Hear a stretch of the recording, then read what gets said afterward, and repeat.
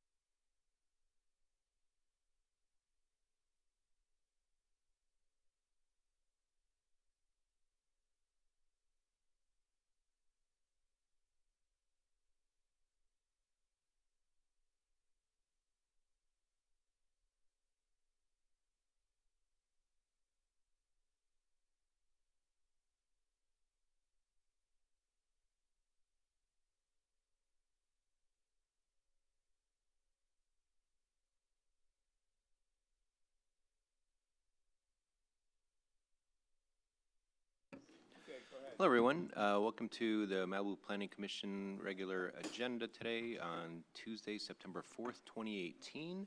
Can we have a roll call, please? Commissioner Jennings? Here. Commissioner Mazza? Here. Vice Chair Euring? Here. Chair Marks? Here. You have a quorum with Commissioner Pearson absent.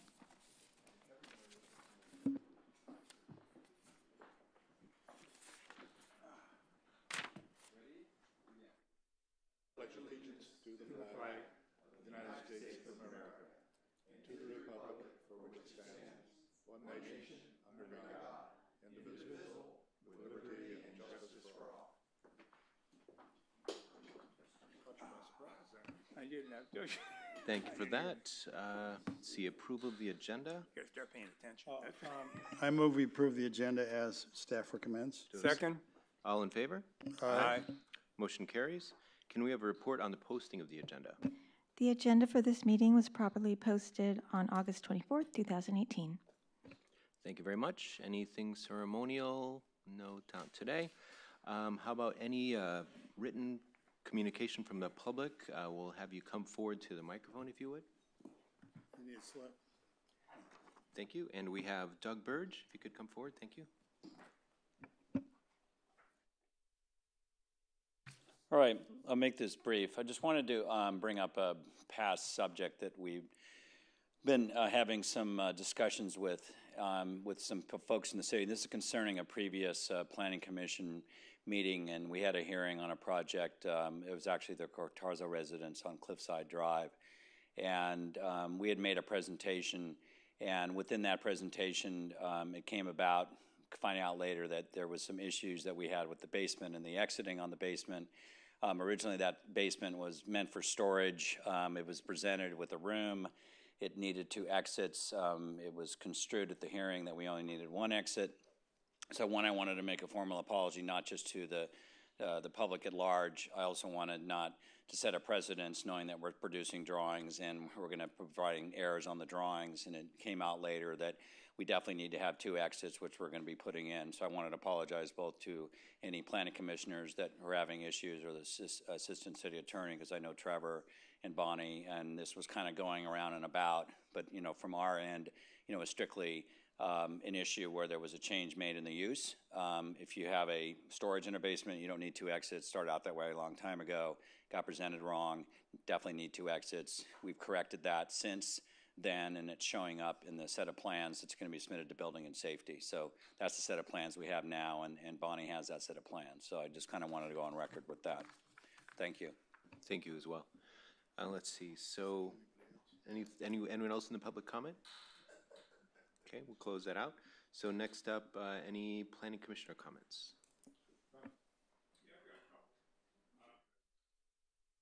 Let me first deal with Doug's comments. And I appreciate the comments you made this evening. Since I was the one that really was pushing for this revocation meeting, let me take a moment to sort of talk to you about some of the stuff I found. Once I started chasing down the issue that we had at the Cortázar house, I went down a rabbit hole. And let me tell you what I found when I went there. Basically, let's start at the beginning. The rules are, and I got this from Craig George, that emergency escape and rescue openings based on the California Residential Code does require a residential basement, regardless of occupancy, to have not less than 1 emergency exit. That's the code, okay? And the definition of emergency exit is a structure is a special exit for emergencies such as fire, combined use of regular and special exits, allow for faster evacuation, while it also provides for an alternative if the route to the regular exit is blocked by fire, okay?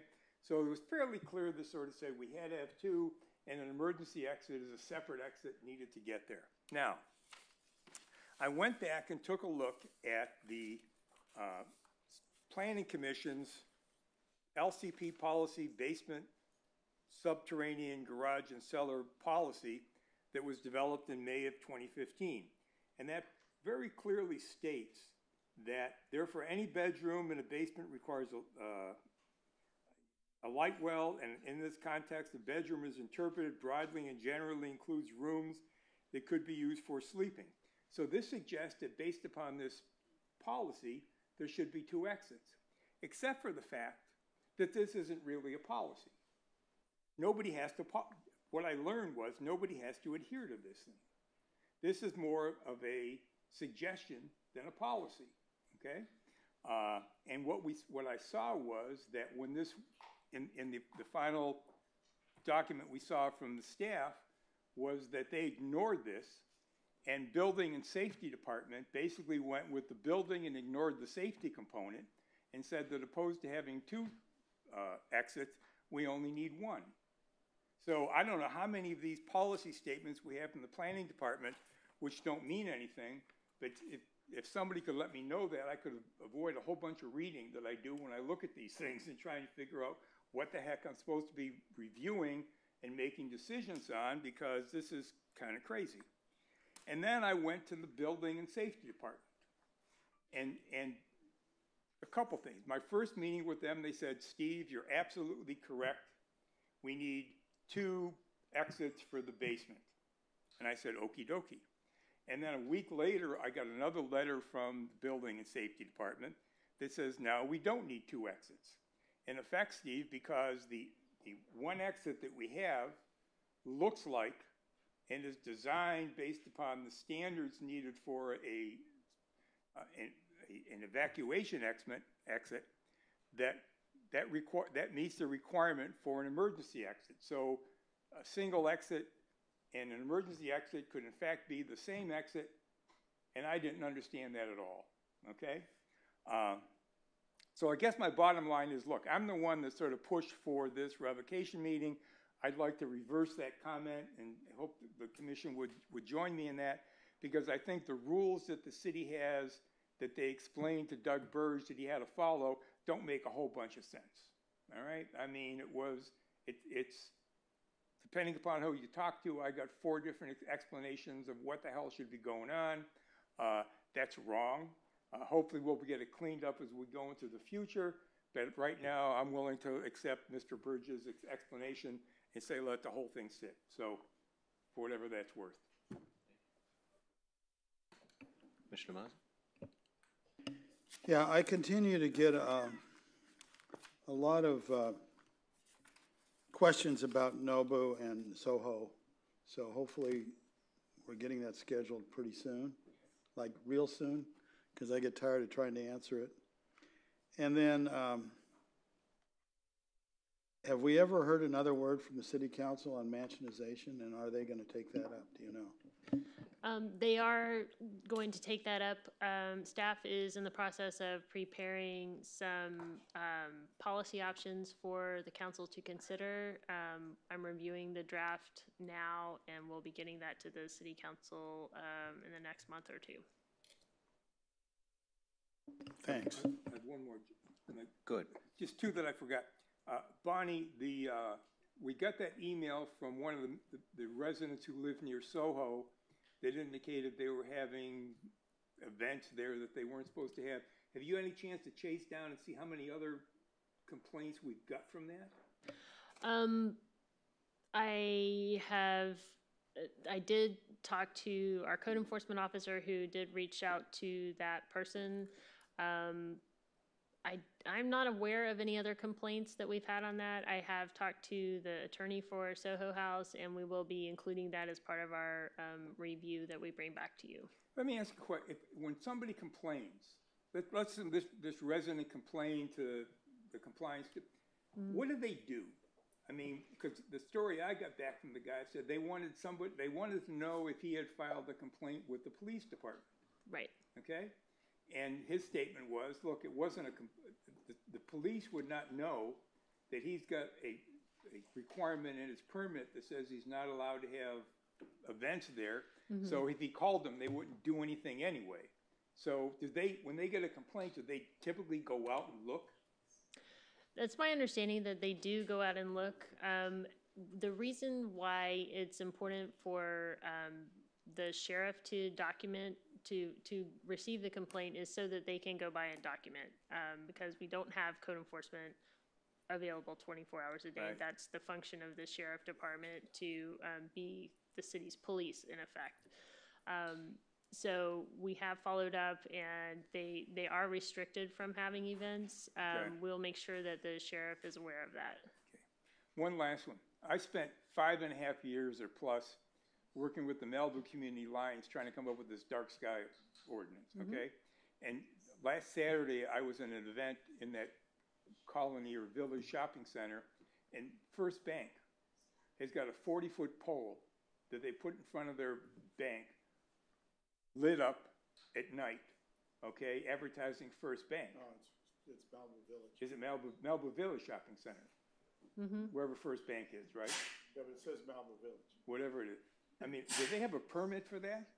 So that is a kind of a, what do we want to call it? A legacy pole sign left over from back when those were allowed. It just got put up like in the last week. No, it's actually been there for ages. It used to say Wells Fargo. I don't know what it said before that, but that sign's been there for a long time. And because it's an existing non-conforming sign, they are allowed to change the copy on the sign. So, for the same reason, the Kentucky Fried Chicken bucket now says Malibu, country chicken? Yes. It's a non-conforming sign that you're allowed to change the copy on. It's actually not new. It is in a kind of a strange place. Yeah, it is. Okay, thank you. For some strange reason, I was reading the whole LIP this afternoon, and LUP actually, and there's a section in there that says pole signs in Malibu shall be phased out. That was 16 years ago. I just want to remind you of that. Thank you. Let's see. So next up, At our next meeting, can we get a date for that Malibu review?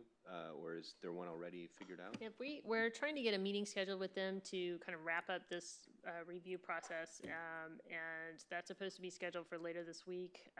And we will get, as soon as we get that done, we'll get a time set to come back. Okay, so hopefully So next we meeting. should have an update, yeah, at the next meeting. Excellent. And then I just wanted to clarify, the complaint that we were talking about there, that was that whole thing with the cars, they blocked the road for the cars for photos or something like this? The complaint Commissioner Euring is talking about, that was related to Soho House and having live entertainment and amplified sound, which is a violation of their conditional use permit. Got it. And then there was also something there where a bunch of motorcycles that looked like police motorcycles blocked the road? No? I think that was not- a completely separate Okay, issue. unrelated, Yeah. great, thank you. And then otherwise, just thanks to Doug for coming up to give that clarification, and also thanks to Steve for kind of ferreting that one out. I guess just in follow-up, do we have anything to kind of come back to on that one? That policy, the planning department in conjunction with Zoracis and the planning commission have over the years developed a host of interpretations and policies to help kind of fill in the gray areas of the code where the code is silent on things, and just help both the staff and the public know what the expectations are for how to apply certain parts of the code. On light wells in particular, that is one that we are working on a zoning text amendment for, to make that part of the code, to, you know, make it as formal as you can make it. And so we can, that can be one of the two ingress egress points, can be something that you incorporate into that formally as part of the zoning code, in addition to whatever the building code issues happen to be, or rules happen to be on that. Okay, thank you. And then I think you had some comments as well? Yes, I just wanted to make two announcements. I hope everybody had a nice Labor Day weekend. The city council meeting for September 11th has been canceled. Initially, the short-term rental ordinance was scheduled to come back to the council at that meeting, so that will be rolling over to the next meeting on September 26th. So anyone interested in short-term rentals should plan on attending the September 26th city council meeting, and that meeting is going to start at 5 p.m. because they will have the September 11th agenda items on that meeting as well. So that concludes my announcements. The whole meeting is canceled, not just the, The Short-term- September 11th meeting is canceled, city council meeting. okay, Trevor, I have a question on that then. There's only 3 meetings left for the city council before the election. Can you pass a law and get it into effect in 3 meetings? 6 weeks? You need to be able to accomplish a first reading and a second. You need to be able to accomplish a first reading and a second reading before orders can be put into place. So if they don't do that on the 26th, then the new council could just not sign it? The I don't new think they're council seated until- won't be seated until, Yeah. I think, January. January, but there's no second meeting in December. I don't believe. Anyway, There's- just a question, but There's seems strange to me. The upcoming council meetings are September 26th, October 8th, October 22nd, November 13th, November 26th, and December 10th. So the Christmas Eve date is not going to have a meeting. Okay, anything else? No. Okay, so consent calendar, anyone want to pull anything? Not much to pull? Any motion? All in favor? Aye. Aye? All right, so that motion carries. Next item, it's item 5A, Local Coastal Program Amendment Number 18-002 and Zoning Text Amendment Number 18-004, amendments to the Malibu Municipal Code entitled 17 Zoning, and to the Malibu Local Coastal Program to update accessory dwelling unit regulations. May we have a staff report, please? Yes, thank you, Chair Max, members of the Planning Commission. As you indicated, the item before you tonight is consideration of new accessory dwelling unit regulations, also known as ADU regulations. Just as Adrian? Oh, thank you. Sorry, had the wrong. All right. There we go. All right. So in the last few years, the state has passed several pieces of legislation regulating accessory dwelling units, and essentially with the goal of making it easier for people to build accessory dwelling units, and that's because the state is looking for ways to increase the amount of affordable housing in the state.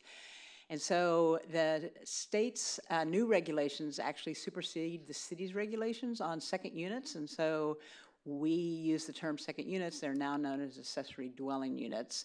However, the requirements of the Coastal Act are not superseded, so they would people would still need to get a coastal development permit. It would be an administrative coastal development permit because the law now requires that ADUs be processed administratively without a public hearing and within 120 days of completed application.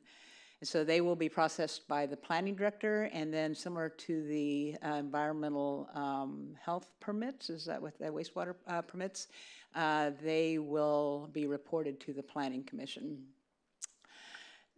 Currently the city allows both a second unit and a guest house. A guest house essentially is a house without a kitchen. It's for guests, and we are proposing no changes to guest houses. All the changes are related to the second unit. In your staff report, you saw a table that had quite a few changes. Those are all, the vast majority of those are consistency changes, just essentially changing the name from second unit to granny flat to an accessory dwelling unit. Regardless of the regulations that are eventually adopted by the city, all accessory dwelling units must meet the building code, and if they have a private septic system, they have to get environmental health approval required. And nothing in the new regulations or nothing in anything that we are proposing changes the requirement that they meet all LCP requirements, essentially for the protection of ESHA, bluffs, public views, and view corridors, and also in the MMC private primary views. The state did pass legislation that allowed cities to adopt what was termed a junior ADU ordinance. It's essentially a bedroom in your house is typically what it would be. It's a 500 square foot maximum, and it has to have an efficiency kitchen. It can have a bathroom, but it also can share the bathroom with the main house, and it has to have an exterior entrance. Staff had recommended that the city not move forward with the junior ADU at this time, and we discussed it at Zeracis, and Zeracis was in concurrence that no need to move forward with the junior ADU ordinance at this time, because you could essentially do the same thing with our regular ordinance that was before you tonight. So I'll go just quickly through the state standards, existing standard, and a proposed standard. So the state says cities can allow them either in single family or multifamily. Currently, second units are allowed in the rural residential, in basically all your residential zones, rural residential, single family, multifamily beachfront, and then the PD zone. The PD zone, I think the main one is the Malibu Coast Estates up by the park and the ball fields. We're proposing no changes to the zones in which accessory dwelling unit would be allowed. The state says that they have to be located on a parcel that has an existing or planned single-family dwelling. That means that just because you are allowing them in a multifamily zone, you could not put a second unit if all you had was an apartment building. You have to have a single-family house on the lot or proposed on the lot.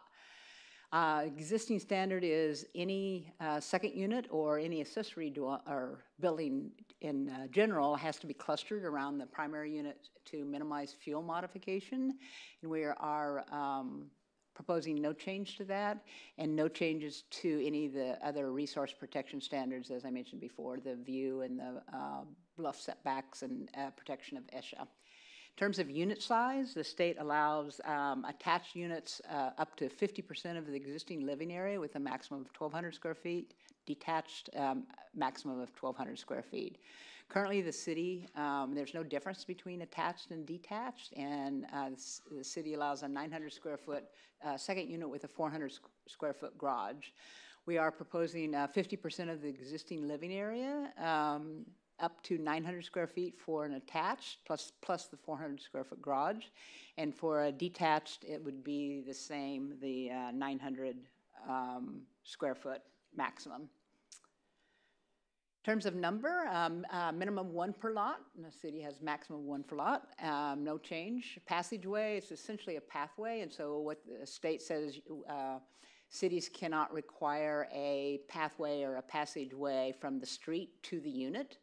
And so that's not addressed in our existing code, so we will put that language in, but with a little caveat that unless it's required by the fire department, and then a pathway would be required. In terms of setbacks, no setback change can be required if you convert your existing garage into an ADU. And this is pretty consistent, although it must meet the building and safety and fire codes, and that's pretty consistent with what the city does now. They have the rule that you can remodel an existing garage and maintain the same setbacks as long as you don't remove more than 50% of the walls. So that is really no change there. The one change that we are incorporating is the state says that you can only require 5 feet from the side and rear if you build your accessory dwelling unit above an existing garage. Right now, if you built above an existing garage, you'd have to meet all of the city's setbacks. And so now we will change that, and we'll only require 5 feet from the side and rear if it's built above the garage. Parking, maximum of 1 space. That's essentially what we require now, is 1 space. The difference here is that the city's code requires either enclosed or unenclosed. The state says it could be covered, uncovered, tandem on a driveway, or mechanical lifts. So we are adding that, all of that language except mechanical lifts, which we are not proposing be allowed. And the city cannot require parking if the unit is within half a mile of a public transit stop. When this went to the racists asked, how do you measure that distance? And so we have added language, and they felt it should be the actual walking distance, and so that is what we've added into the code. It's measured by the actual walking distance to the public transit stop. State has an exemption if it's located in a historic district. We have none in Malibu, so that's not included.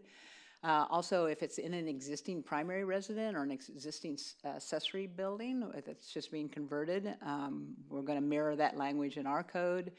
And then also, if there are areas that require a permit for street parking, but do not offer them to the tenant of the accessory dwelling unit, then you cannot require a parking. And so we have included that in our language. I believe there's only 2 locations in Malibu that have permit parking. I think it's the by pavilions out on Point Dune, and that was more to address the parking with the shopping center. And then I think the Malibu Country Estates also has permit parking, and then again, that was to address the parking from Pepperdine. So for the most part, we're just going to mirror the state requirement.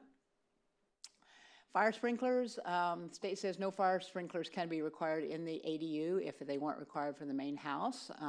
Fire department currently requires fire sprinklers for all single-family dwellings, and they would be required for ADU. Utilities, if you're in an existing house, the city cannot make you subject to a new water connection fee, and that's currently what we do now. We don't require that. What we'll do is we'll just put that language in the code so it's clear that, that those are the requirements. And connection fees have to be proportionate to the, either the size or number of plumbing fixtures, and that's, again, what the city, how the city determines connection fees now. Garage conversion. So this is another one of those areas that changes the city's code.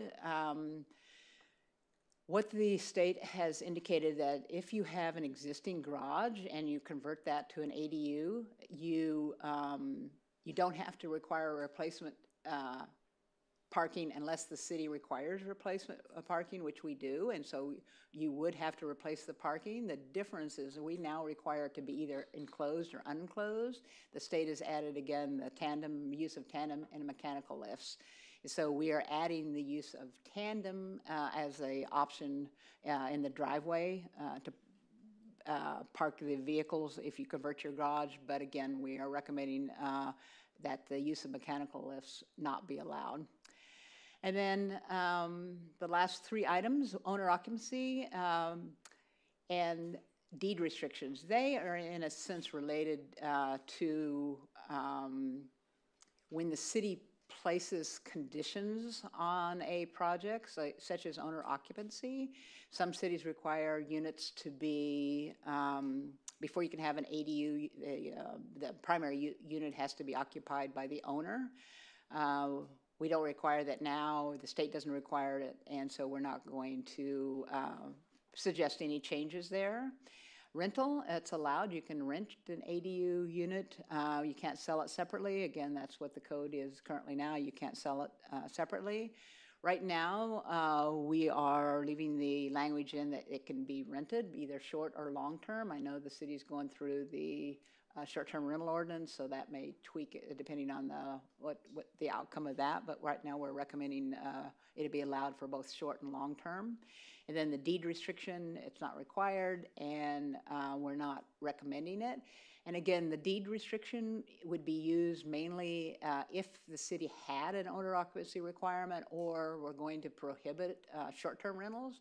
Typically, that's what you'd use the deed restriction on. You'd record it against the property so future owners would know that those restrictions are on the property when they buy it.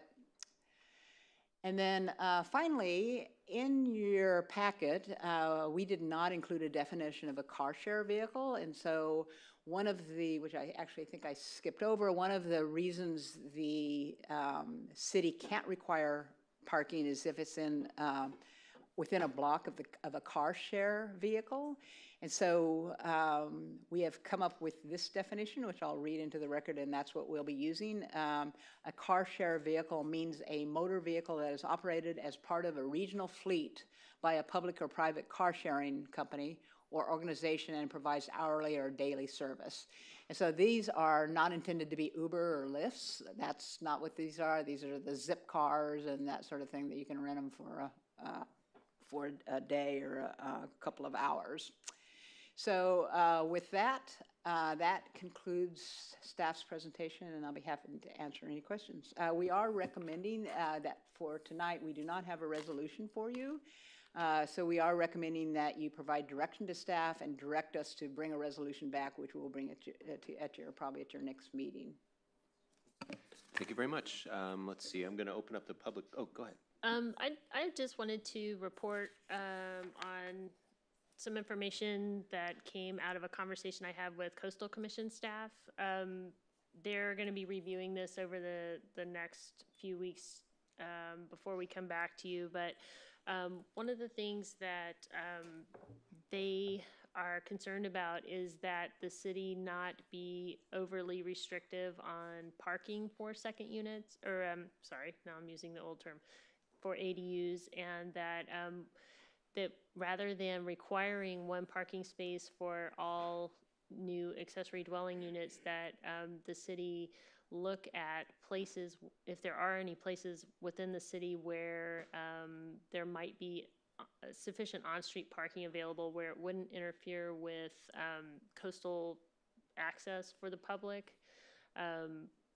for example, we would not want to waive the parking requirement in areas like Broad Beach or I wouldn't think in the east end of Malibu where on-street parking is very limited, and off the top of my head, I'm not sure exactly where this would be appropriate to, have the parking requirement waived, but the concern is that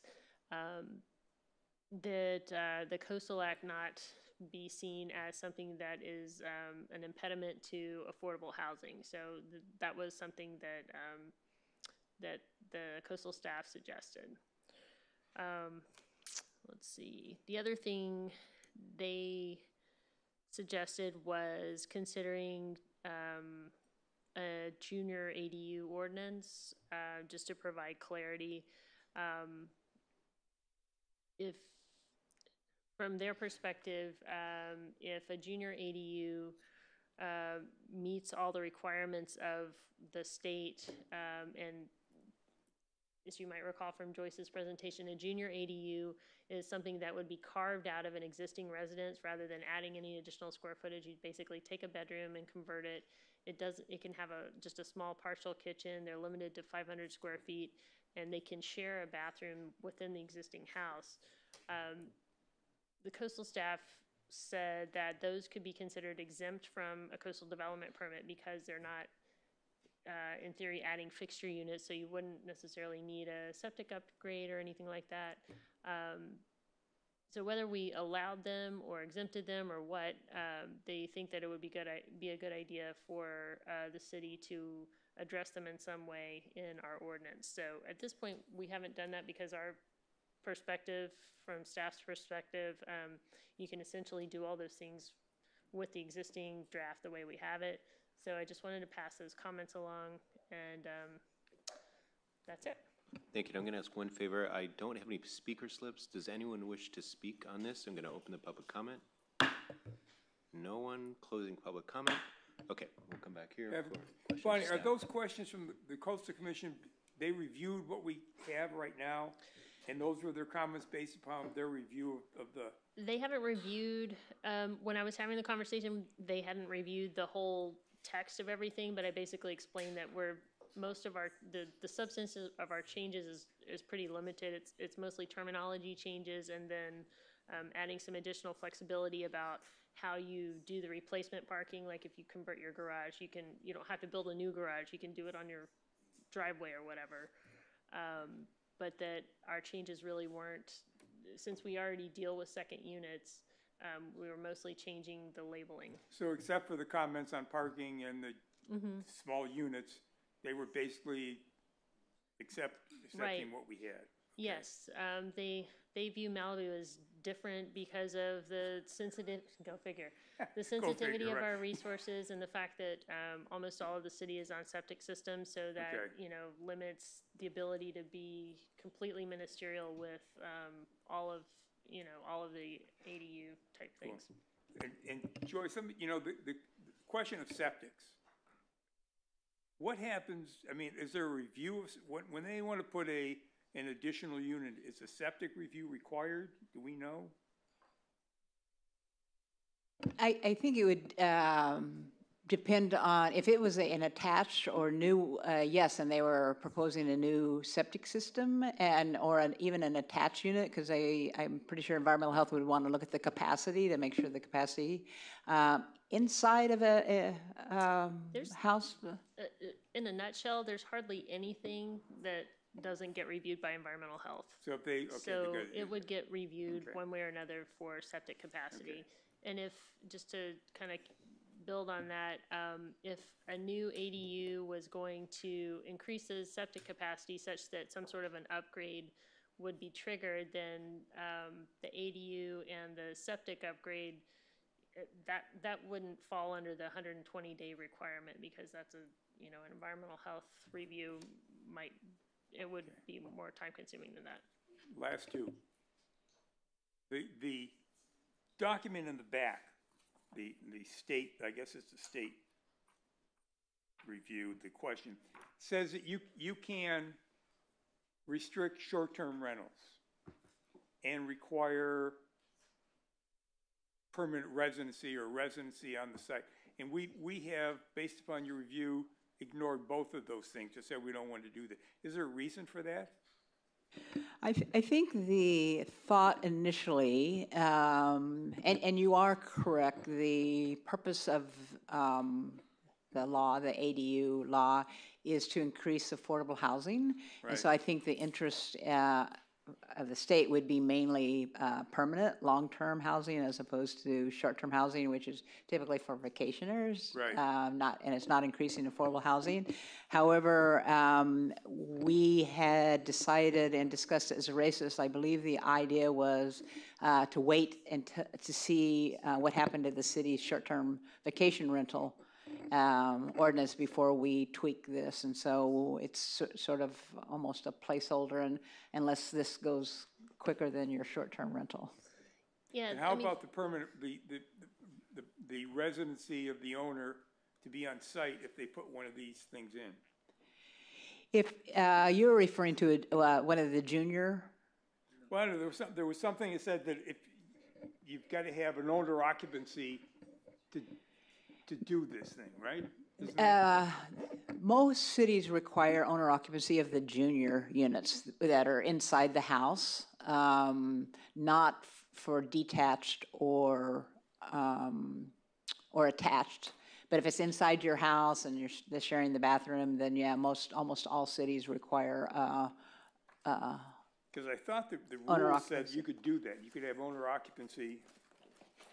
Yes, I don't think there's any restriction, but. They were talking about it for JADUs, it looks like. On page 13 of Exhibit D16, it says, both owner-occupant use and prohibition on short-term rentals can be required on the same property. So it says you can do that. I'm just wondering why we don't. You can do it. I mean, essentially, in staff's discussions and also in our, at the Zeracis meeting on this topic, we decided to keep them basically separate because whatever the city council decides with short-term rentals will ultimately apply to ADUs as well.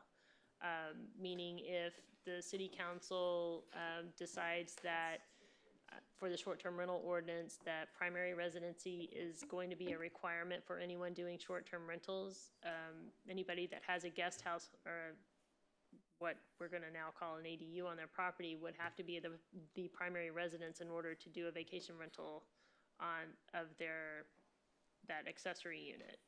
So it essentially gets taken care of. Will we get this back? You said you're going to come bring it back to us prior to this. I mean, before this, will we get this back after the city does its short-term rental program? Well, I mean, look, I mean, my concern is I don't know what they're going to do. Right. Right? And so I'd hate to recommend something that shoots myself in the foot when they decide whatever. If they decide something that's really like screwy, which I don't think they will, but who the hell knows? You can provide guidance in your resolution that, that the council should, if certain concern is not covered by the short-term rental ordinance, that certain provision would be adopted in the ADU ordinance. So you could provide that guidance if this is going to go forward before we know. Oh, we can put it in. Okay, I'm sorry. Go ahead. I'll let somebody else go. Commissioner Jennings? Yeah, just to continue with that thought, the short-term rental ordinance, when and if it's adopted, would apply to this situation automatically. You don't need to repeat it in this context. But there's another question here, and that has to do with whether the city wants to require owner occupancy even if the ADU is occupied long-term, right? And one of the reasons not to do that is there's no way to enforce it. The city doesn't know who's living in the main house. If you get your ADU put in and you get it permitted and then you decide you want to move to Spain for a year and you lease it out, the city doesn't know. And it's just generally always been my position that it's a bad idea to pass laws that you can't enforce. So that would be my position on that. I have a question, however. The state says, the state seems to be pretty interested in this whole business of parking and pretty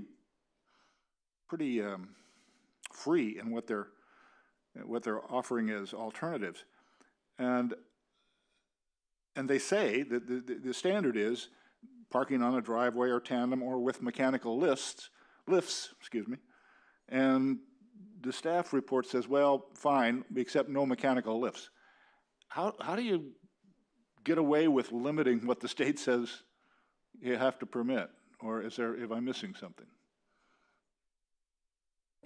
I think well, two things. One is, so the LCP is not superseded, and so if the city can, and it's probably worth putting in the ordinance or recital, make an argument that mechanical lifts are infeasible and won't be used and don't really provide parking, then I think the city could prohibit them. If Trevor wants to weigh in on that. I think I was waiting for Trevor to, did you have a comment on that, Trevor? The state ordinance specifically says that it doesn't overrule the Coastal Act or a local coastal program, so we have some leeway in here in terms of what we put in. So it would be a Coastal Act issue, you say? Yeah. Okay, I have one other question. The key in this whole thing, obviously the state is interested in simplifying this process with the goal of maximizing affordable housing. And the standard is, right, you got to approve it administratively within 180 days, and the kicker is of completion. So is the applicant to put in an ADA going to be required to produce the 5 color-coded slope analysis and septic standards and all the other standards that we require for building a main house? Or if, say, you build your house in 10 or 12 years, you want to add an ADU, are you going to be able to rely on the permits that were, or the studies that were done at that time? What's staff's position on that? We're still required to make sure that the ADUs comply with our LCP. So we will need, the minimum information necessary to determine that. The state rules are designed to encourage people to, add an addition onto their garage, for example. It provides more flexibility for that with the reduced, only a 5-foot setback.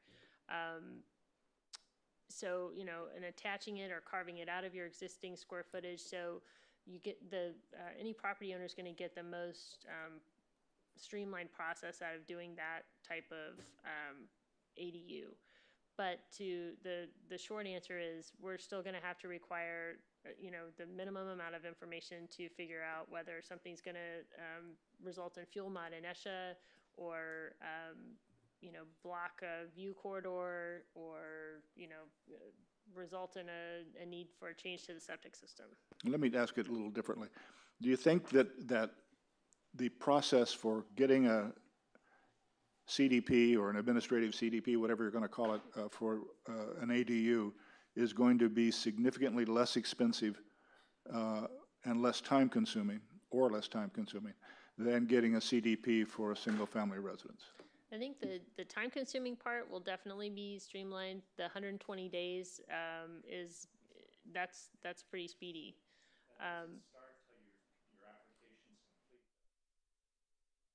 Right, but that's given the caseload that we have. That's still gonna, in the noticing and the staff report writing and all of that stuff. That's gonna push these to the front of the line. And let me just make one. And Jeff, I don't disagree with you that passing ordinances that we can't enforce is bad. But if we want to, that's a whole meeting we could go through. All right, of things that we have that we're not able to enforce. One of the things I learned doing this short-term rental when the residents came up and talked to us was that in instances where the was a primary residence and the person was on site, there was absolutely no problem with the short-term rentals, right? I mean, it was under control. The neighbors never complained. Everybody was happy. Yet when you put these things in and when the resident was not there, that's where we got all the problems. So I would, I'm just, if I'm going to avoid, and we maybe have to figure out how to enforce it, but boy, I'm inclined to think that having the resident on site and enforcing whatever the rental property, whatever the rules are for the rental property, and make sure they're being enforced, I think that makes for a better neighborhood, and I would at least like to think about that before we discount that one. Commissioner Mazza? Trevor, the Coastal Commission letter seems to indicate that we have quite a bit of freedom in changing some of these requirements. For example, could we put in that if the property's R1 or higher, that they have to put in a garage if they take a garage away? There's plenty of land for it. And see, this law was written, I know how it was written. It was written for downtown LA, where everybody wanted to, jam. They have 350,000 garage units right now. And so they're telling everybody, build one in your backyard. It wasn't written for rural residential, 1 acre, 5 acre, 20 acre, 10 acre. That seems to me to be a reasonable change, since basically the Coastal Commission letter said you can be, follow the LCP and have reasonable changes. Is that something we can do? What exactly would be the proposal that you just for example, if they convert their garage to one of these units, now it says you can park on the driveway. Our code says, no, you got to replace the garage. Why can't we keep you got to replace the garage on, obviously not on small lots, but on gigantic lots, acre and above. There aren't any acre lots in downtown LA. From what I read of the, and this is just an example, from what I read of the coastal letter, those are things you can do, and because you're not bound by this law. Well, the Coastal Commission's guidance overall, they sent out an earlier letter about this, indicated that their suggestion is to follow Hughes closely as possible to the state law, and the farther you depart from that state law, the stronger justification you're going to want to have for why, based on the Coastal Act, you would justify the divergence. Now, okay, then my second question is, this was obviously, and it says in the staff report, written to increase housing stock, okay? Local housing stock. And if we pass it with short-term rental in it, it will create zero housing stock. Every one of them can get triple the rent as a short-term rental.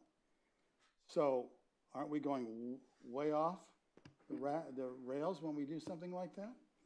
Well, I think you're making assumptions about the short-term rental ordinance and how that's going to play out, and it's unclear what the council is going to do on the short-term rental ordinance. And also to assume that, some people prefer a long-term renter, some people may not prefer, the turnover and having someone else come onto their property and dealing with, the hassle and maintenance and taxes that go along with doing that. Yeah, the key word there was some people, not many.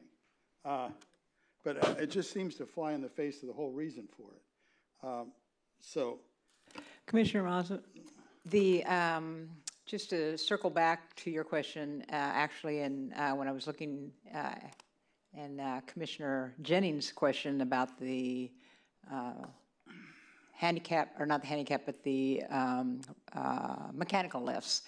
There is a section in the state that says that cities can restrict like even tandem parking if they didn't want it, or parking in setbacks. If you make a finding that it's infeasible based on specific site, regional topography, fire, life, and safety conditions, or that tandem parking or parking in setbacks is not permitted anywhere else in the jurisdiction. And so that goes to Commissioner Jennings' question about our ability to prevent mechanical lifts. But it further goes to your question, Commissioner Mazza, about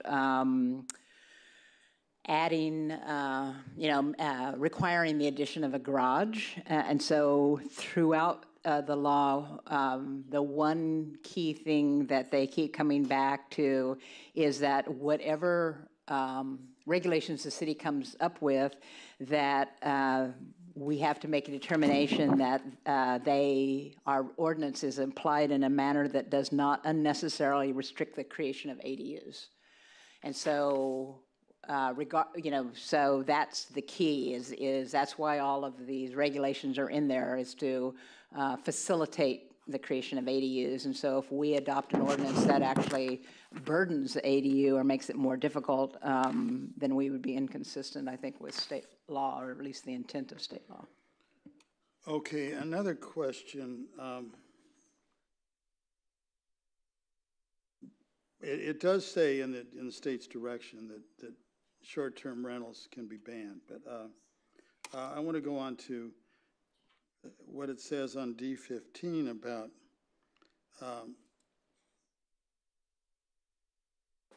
talking about handicap accessibility, and that I think it says somewhere that they have to be handicap accessible. I got to find it.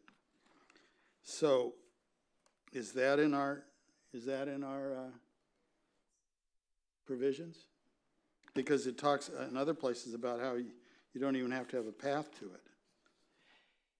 And I'm sorry, Commissioner Miles, what document are you looking at? I'm looking at the state one. I got to find it. The handout. Accessory dwelling units. Oh, the memorandum from the state. I think it's on. What page is that? I'm trying to find it.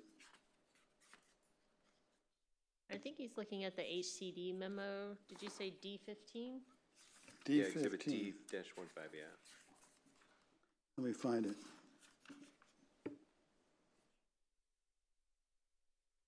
Is this for the handicapped or for the pathway? Yeah, see, D15, second paragraph, last sentence. Requirements and permits use further the housing opportunities of individuals with disabilities. We don't have anything about individuals with disabilities in here. Well, in the fact there's no path to the structure. Well, they don't have ramps, they don't have, whatever you required, that kind of stuff. The way we've drafted the ordinance so far, it doesn't specifically or separately address Americans with Disabilities requirements. So any requirements would just be applied through whatever comes up in the building code. We haven't called out anything in particular in this ordinance. But the question is, do we ignore that? I don't think we're required to. I think this language is saying that it's encouraged, but it's not required. Okay, now, go ahead. Does the building code require any? I don't know when it applies to new construction. Okay, just to make one thing clear, I think, is we have a definition saying, and it says tiny houses can be used. Right before it has modular homes can be used. Well, and it says modular homes have to be certified by blah, blah, blah. They have to be code certified. But it doesn't say a word about tiny houses. And I would like to put that same language in, because tiny houses are typically made by somebody who wants to be a hippie or something on a trailer, and probably don't meet the codes. And I assume that these buildings have to meet the electrical code and the plumbing code and the thickness of wall or whatever it is. Joyce, would you address the tiny house issue? Yes, so what the state law says is that an accessory dwelling unit is, and I am not sure if I can find that right away. Bonnie, do you know where the? You talked about on page 9. In the staff report, it's on page 9. Yeah, right in the middle. Okay. All right. And so that is a question that came up at Zerasis, and the question was whether tiny houses could be used. and mobile homes, and mobile homes have been allowed for years as a primary dwelling unit, so they certainly can be allowed as a second unit.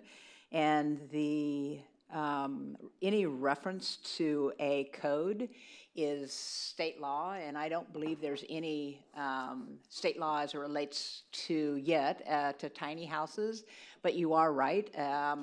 Regardless of the type of housing that is selected, you would have to meet the building code and fire code, and we are, the city of LA actually allows tiny houses and that are movable.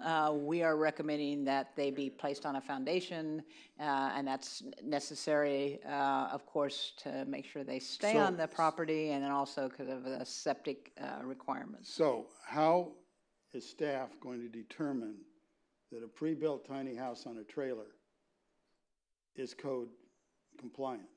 They would have to go through a building safety plan check.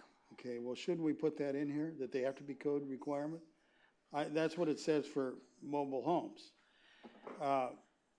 Because I've seen a lot of tiny houses. Almost none are code compliant. You know, almost none. Because of door size, et cetera, et cetera, et cetera. They're typically 8 to 10 feet wide. You have to tow them down the highway. I think, it's the same thing with Airstreams. You know, if you don't say something about them, they're everywhere. And I think we have to say that, spell it out in the requirements, just like we do the modular homes. So it says they have to meet that code. So currently the draft language says under the part that, let's see, I'll tell you where we are. This is the red line of the LCP on page 14 of that red line. Do we have that? Yes, it's should be attachment 1 on page 14 of attachment 1. Attachment 1.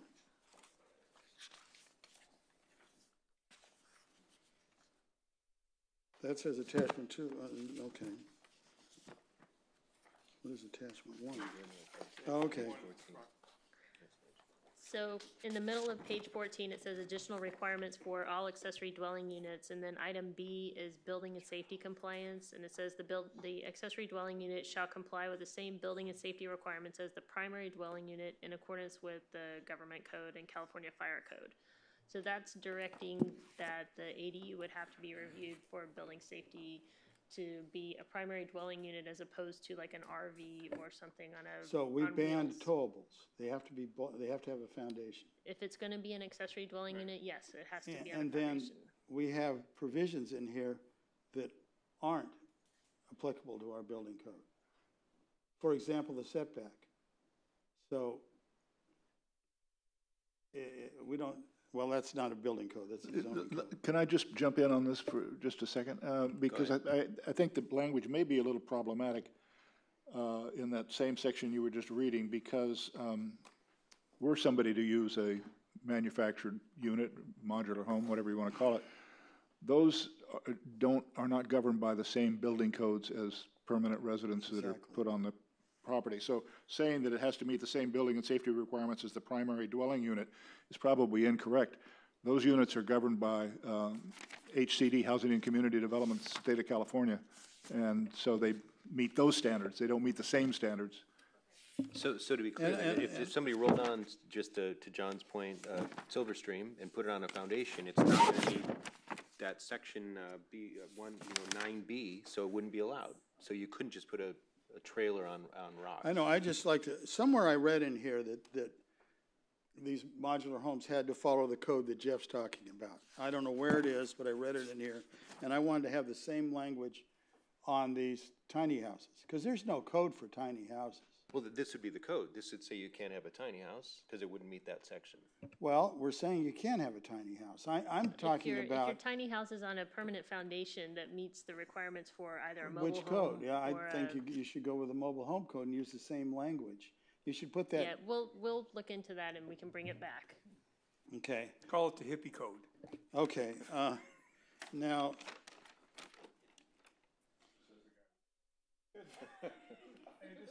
D17. Yeah, no, wait, I think I found it. 1 second.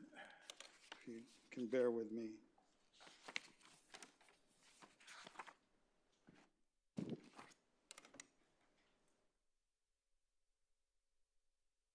Commissioner Miles, I think you're looking Yeah, I'm looking at for D17, manufactured housing, and it said it should follow the National Manufactured Housing Construction Safety Act, 1974, 14 USD, blah, blah, blah. No, that's the state code, that's not our code, correct? This is for manufactured homes. Right, but that document you're looking at is not what's recommended by staff, right? I know, and I'm saying staff, and Jeff is saying staff. this. You can't make a modular, for example, a modular home doesn't necessarily use 2x4s, okay? I So- used to be involved in one of those companies. They don't necessarily use same seismic, all this kind of stuff. They have a different code. So you're saying we So- need a different set of rules for dealing with, Well, they what say, you're saying? I'm saying on Exhibit D17, they give you the code. Yes, Commissioner Mazza, and that code deals only with manufactured housing as you think of a mobile home. And as you read the title, that was adopted back in 1974. And so manufactured housing has been allowed since 1974 as a permanent house, as a single-family dwelling, as long as it meets that state code. And so a tiny house, I could do more research, but I don't think a tiny house qualifies as a manufactured house under that particular provision, because it's a relatively new term. Well, a tiny house, I used to own part of a mobile home company. A tiny house is on a trailer and it's mobile. It's a manufactured home by definition, except it's dinky and it's made by somebody in their backyard. So that's a less strict code than your building code for a house, okay? But we should have some code, as Jeff says, some code that they have to follow, and we should enumerate it. Because you're gonna have people walking into the counter saying, I got a tiny house I just bought from my neighbor. I put up a cement block foundation, I'm putting it on there, and you go, okay. Then you find out it's a fire trap and doesn't have, We'll plumbing. research what is the appropriate language to address those types of structures, and we'll bring it back in the Yeah, next question. okay. Now, another thing I'd like to look at the language of is, you read the language of the local transportation or whatever it was with the zip car. I don't think that makes it clear. I think you could walk in, you said afterwards, like a zip car, but when they say a fleet, you don't define a fleet as being owned by one entity. So Uber could walk in here tomorrow and said, we got a fleet of 10,000 cars. We qualify. And then every house in Malibu has to have, is eligible, because you don't know if your neighbor has a Uber or not. So I think that should be defined, that what do they call it? Ride-sharing cars don't count, are excluded. We specifically don't want it to, be a blanket exemption for anything where you can get an Uber to come and pick you Well, up. it doesn't say that in Right, your and- language. And car share is distinct from ride share. Right. And we can look at ways to make that more clear. Yeah. I think you should look at whether or not we have to have any handicap stuff. Now, I'm very adamant that these should not be short-term rentals. Especially, and I'm very adamant that there should be no junior ADUs, because the junior ADUs essentially allow you to have legally a short-term rental in your house. And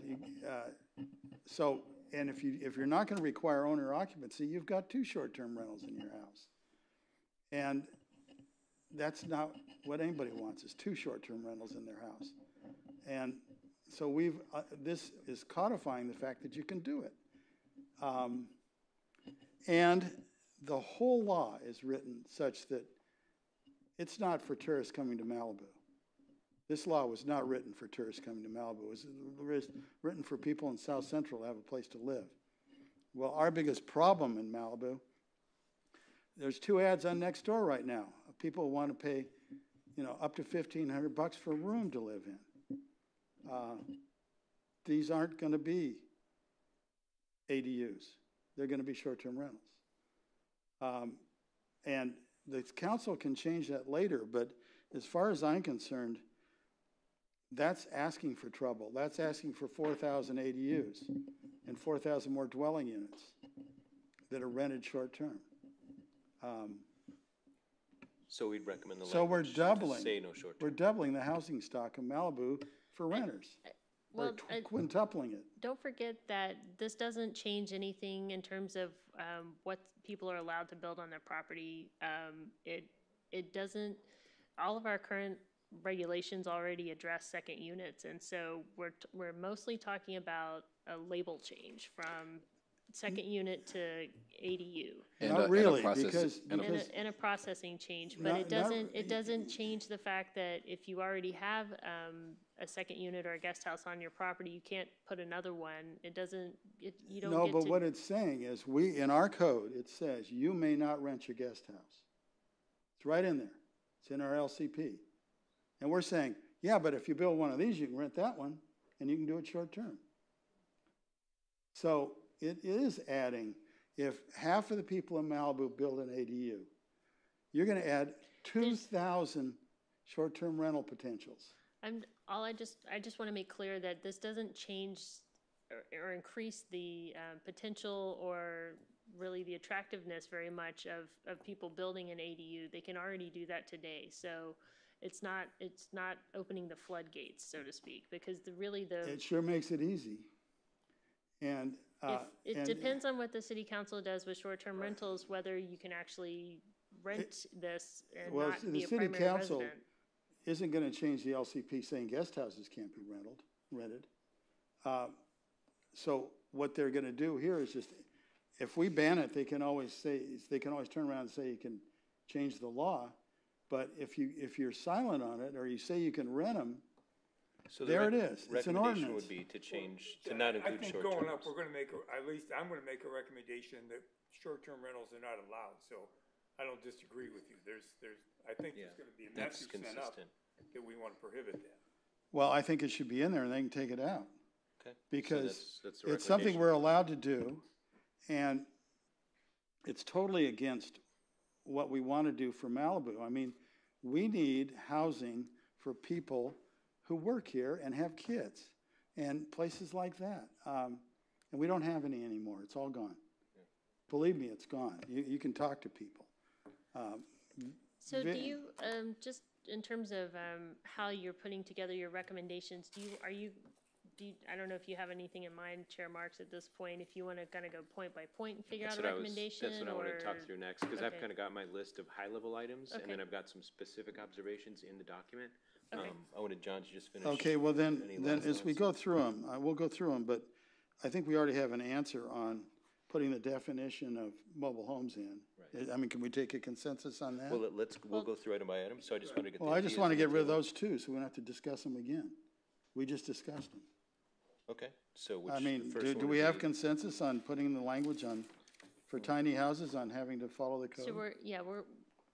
Does it that, sounds like we anybody have- disagree with that? I think Bonnie said she's gonna. Well, do we're that, going to right? go through the whole Yeah. list. Yes. Yeah, And do we have consensus that we're going to change the language on the zip cars? Yeah, Make it that more makes yes, clear? we'll clear? provide the- clarity We on got- that. Okay, then let's just go through lists. So now I wanted to cover a couple of thoughts I had before we jump. So what I want to do is go through the document in detail, kind of line by line to a certain extent. But I think from what I'm hearing, we're all in agreement that, well, largely in agreement, that the goal of this is to lower rental costs. So, there's a lot of talk about short-term rentals. That's come up several times. I think that we'd all be concerned about watching for any abuses, just in the sense of, with this introduction of an easy way to get a new unit on your property, can that be somehow abused by people coming in? What came to mind for me as I looked at the rules, and we could kind of talk through this on the review, when you allow a single family plus the ADU, along with the other ancillary uses, could you start to almost have like a multi-unit complex set up around this ADU? Just was, obviously they've been here before, but that just came to mind for me. Fire safety seemed to be inconsistent. We'll take a look at the rules as we go through it on that. I was curious for a quick question. How does the public get any input on this? Will there be story polls? How will the neighbors get awareness? I know there's a notification, but do they get story polls as well? So can you comment on that briefly? Yeah, we didn't talk about that specifically, but I think story poll, I mean, anything that's a second story addition, I think we would need to look at story polls. And if you've got like kind of reduced setbacks, what have you, if something you just kind of pop up next to a neighbor, I mean, I'm thinking of some photos I've seen in some of the comments where people are parking Airstreams right next to a neighboring property and putting tenants in there. I would want the public to know if someone's about to pop up a new structure, so they'd have some form of getting a comment in there. So even if it's not a higher structure, is there still some form of story poll or other than a notice? The only instance where you get the 5-foot side or rear yard setback automatically is if you're building on top of a second story garage. On top of an existing garage. So the notice would be in the form of story polls and the normal notice that we do. Okay, so there would be story polls up. So even if it's got the normal setback, it could come up faster than anything else, but there'll still be a story poll. Right. And then the process, so right now we've got our consent calendar, items, 3 items, section 3 items. Will this be like a section 2, 80, whatever, AC? Right. Yeah, okay, these types. And then there will still be the OWTS that could be part of this same proposal. So theoretically, you could have on the same calendar something as an ADU and then an OWTS right below it. We could not pull the ADU, but we could pull the OWTS theoretically? Yes. Okay. That could happen. Okay, so then I guess we just have to be cautious not to kind of get into the details of that ADU versus of the OWTS in the conversation. Right, because state law prohibits us from holding a public hearing on the ADU. Okay, and then otherwise, the only other kind of guiding principle I thought are just, are we at risk of getting in trouble anywhere? You know, on the handicapped issues John brought up, et cetera. So what I think we can do now is just kind of dive into the docs that are proposed, and then based on this input, kind of take a poll on what we'd want to change on what's written. Does that sound Now, good? I'd like to ask Joyce one question before we do that. Yeah. You were here when we got in a world of hurt on our housing plan, right? You did it, didn't you? These houses count for the housing plan. As I read this. Yes. Now, how would they count if they were short-term rentals? They would not be able to be counted as short-term rentals, and they would only be able to be counted toward our RENA, our regional housing share, is if we could provide evidence that they were affordable.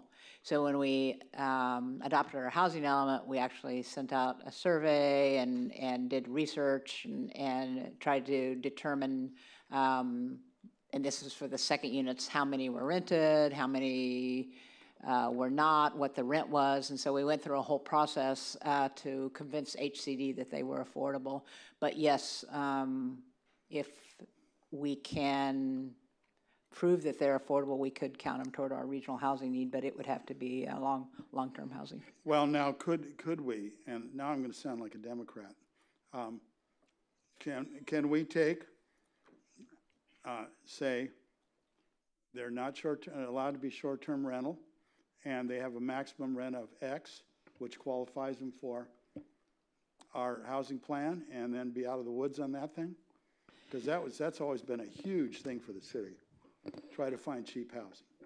Yes, I believe when I was doing my research, either found another city or read about one that was considering deed restricting the units that they had to be affordable units.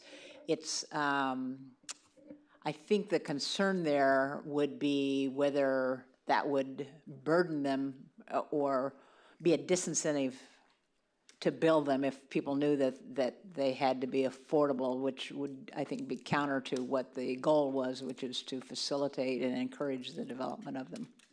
Well, isn't the goal to facilitate low-income housing? It's not, these aren't high-income housing, they're, what, 900 square feet? I think what Joyce is saying is that if someone can't recoup a market rate for the rent, long-term rent on an accessory dwelling unit, unless they were planning on having their relative live in it or staff or something like that, there could be a disincentive to even building it at all if they were Well, yeah, restricted to the and that's part of the state deal. levels of moderate and low income.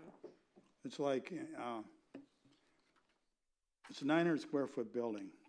I mean, I don't want to do the math here, but you can do pretty good on your money renting a 900 square foot building for $1,200 a month. You got a big rate of return. Now, if you're renting it for $5,000 a month because it's a short-term rental, that's a different deal. But I want to. We got tagged with what we're supposed to have 502 new rental units, low-income rental units one time. That's correct, but our current allocation is 2 units, and they are just starting the process of determining what our next need would be. Right. And I think Bonnie is already working on that with Mr. Douglas. Okay, well, I'm gonna,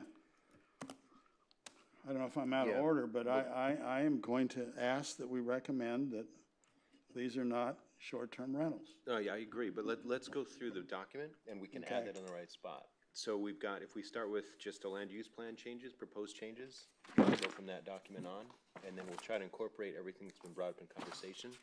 So we got first, new development, section 342.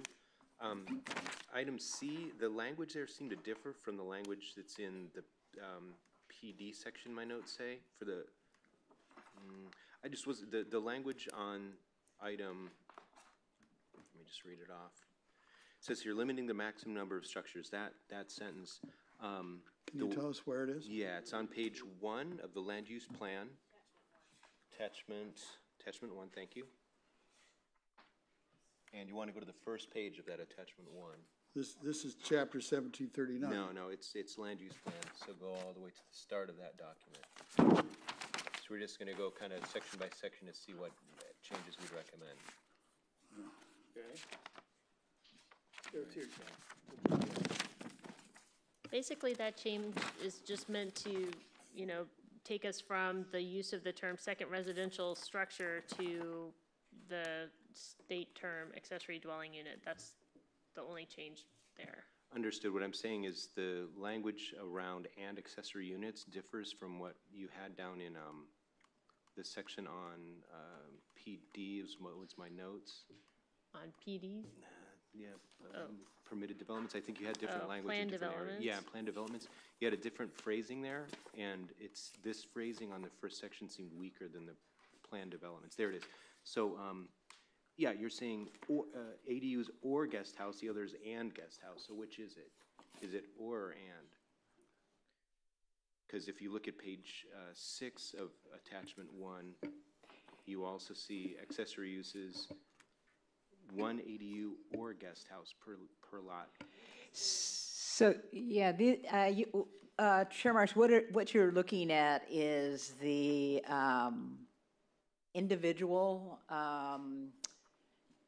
so there is a PD ordinance, and then properties are developed around that, and so these particular regulations only relate to Malibu Coast Estates. So they're not citywide. It's only in that area, and there was a long public hearing, and yes, changes were made to that document.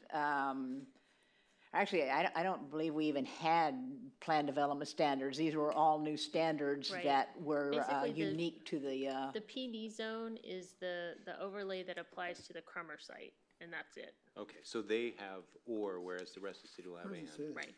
Okay, and then, so when we say and, so the accessory unit, could that also include, say, a guest house? It's not listed explicitly, but. guest house or guest unit, whatever the new language is, I forget. On page, you're back on page 1? Yeah, just Yeah. on page 1. That's right. You can have a main residence and 1 accessory dwelling unit, and accessory structures, but you could not also have a guest house. So then should we explicitly say exclusive of guest house? Elsewhere in the code, this is the land use plan, so this is the policy document. Later in the development standards, Okay. it actually is explicit and says you can have a guest house Well, or let's an do the ADU. development standard. Okay. So then any other changes on page 1 of the land use plan? None other than what's there? Anything else in the land use plan?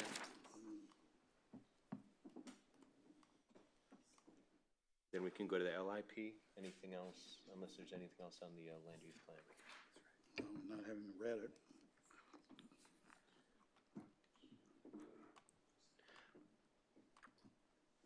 So we're on the LIP now?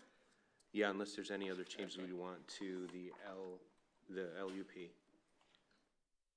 Where are we now? Well, he's now on, Page 5. Yeah, so just, if there are no changes in the well, land use plan. let me then read we'll it. Okay. Then we'll go to the land in LIP. All of these changes are simply changing the terminology into ADU from whatever was used before.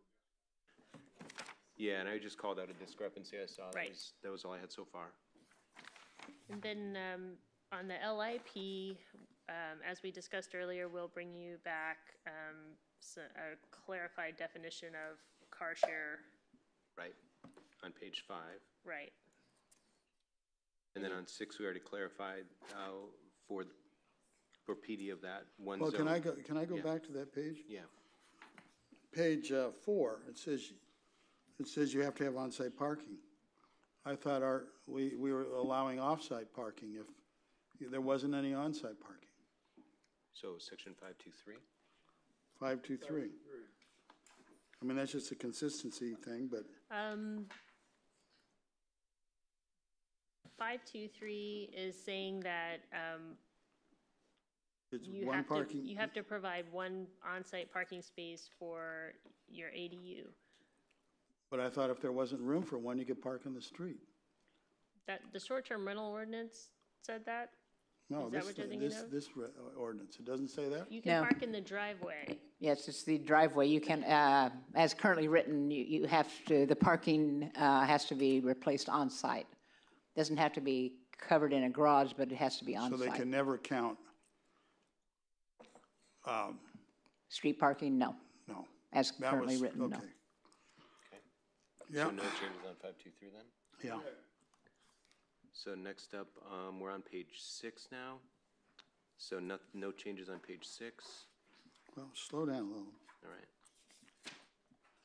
Sorry, let me scan this one. Changing words.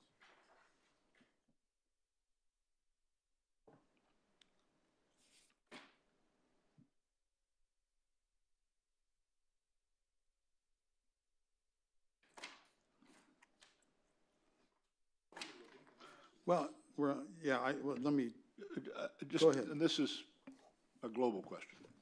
And this whole business about not having a public hearing, the state is not required to have a public hearing.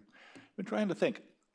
I can't think of any action by the staff of the city that's not subject to appeal to the city council.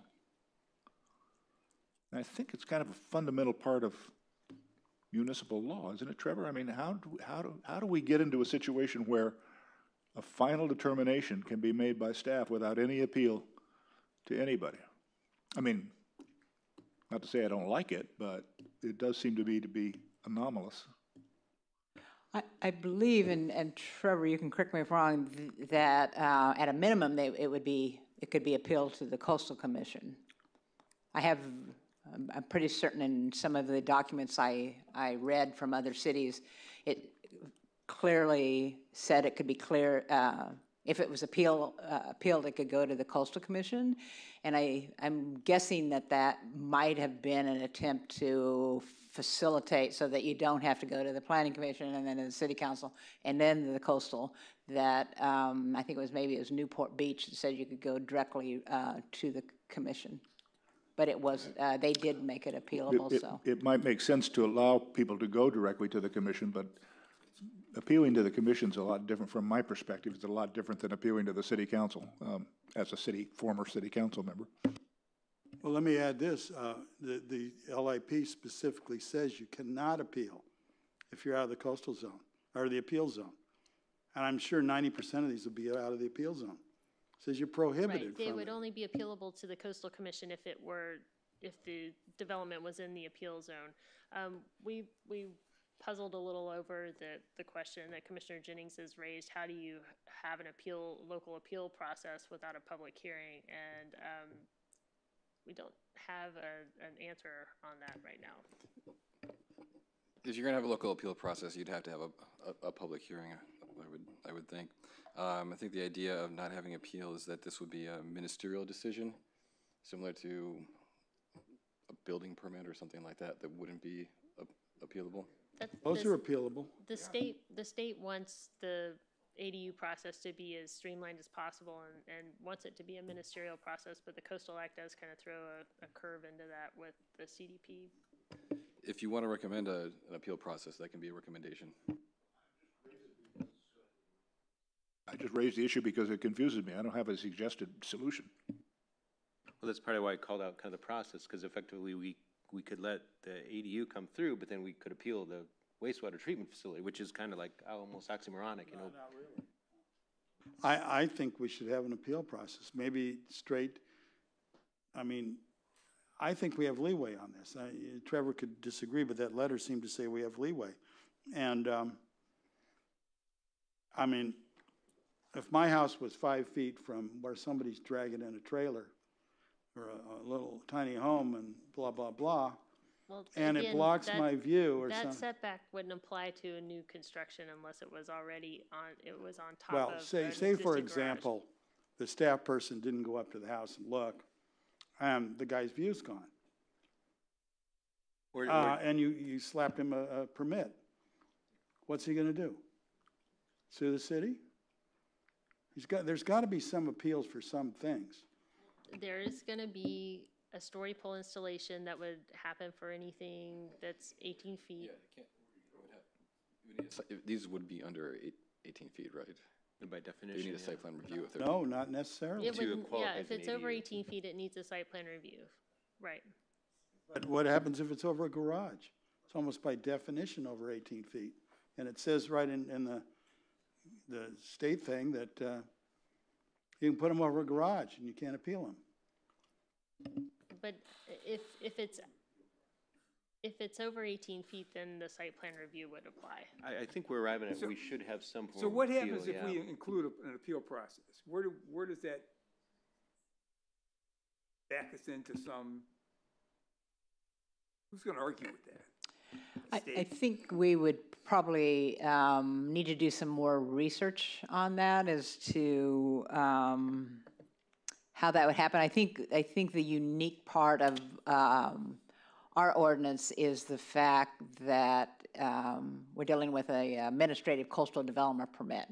Typically, in most cities, if you get an administrative permit, it's an administrative permit, and there's no like higher law. And so we could certainly do some more research on what that means if we're requiring a coastal development permit. Maybe it's something, Bonnie, we could have a conversation with the coastal staff about.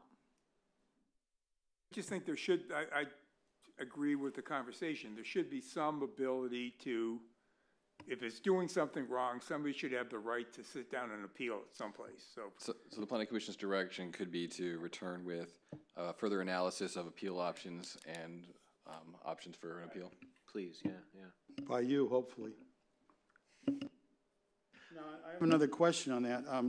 Does this definition cover the inside of the house ADUs? Because they aren't a complete living situation. You got to go and go to the, what is it, kitchen or the bathroom, you can go in the house? That was the J ADUs, which aren't in consideration. No, that was ADUs in the house.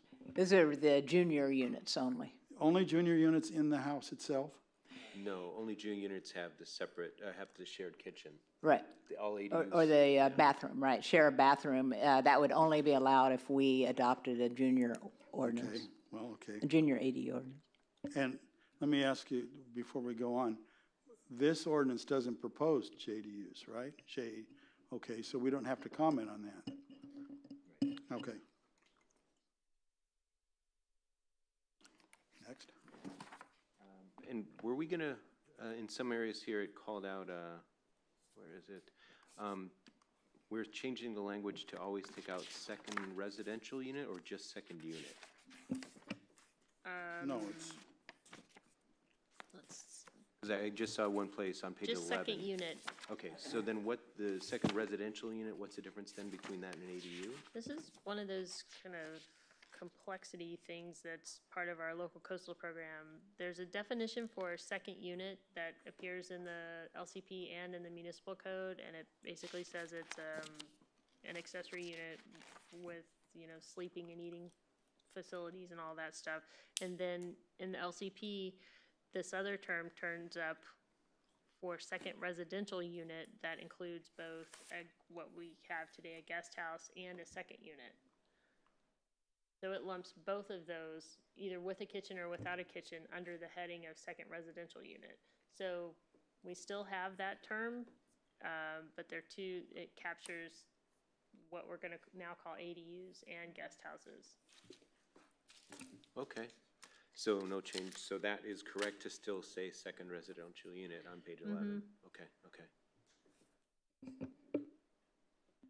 Any other call-outs as we're going through this? Now we're on, let's see, let me confirm, yeah, chapter 3, any changes there? now these are only, we're talking on page 6, that is only Malibu Country Estates we're talking about? Yeah, it's got a, in the header there. It's, Yeah. it's called Malibu Coast Estate. If you look at, under the purpose statement, the last line there calls out Malibu Coast Estate, formerly known as the Crummer Trust parcel.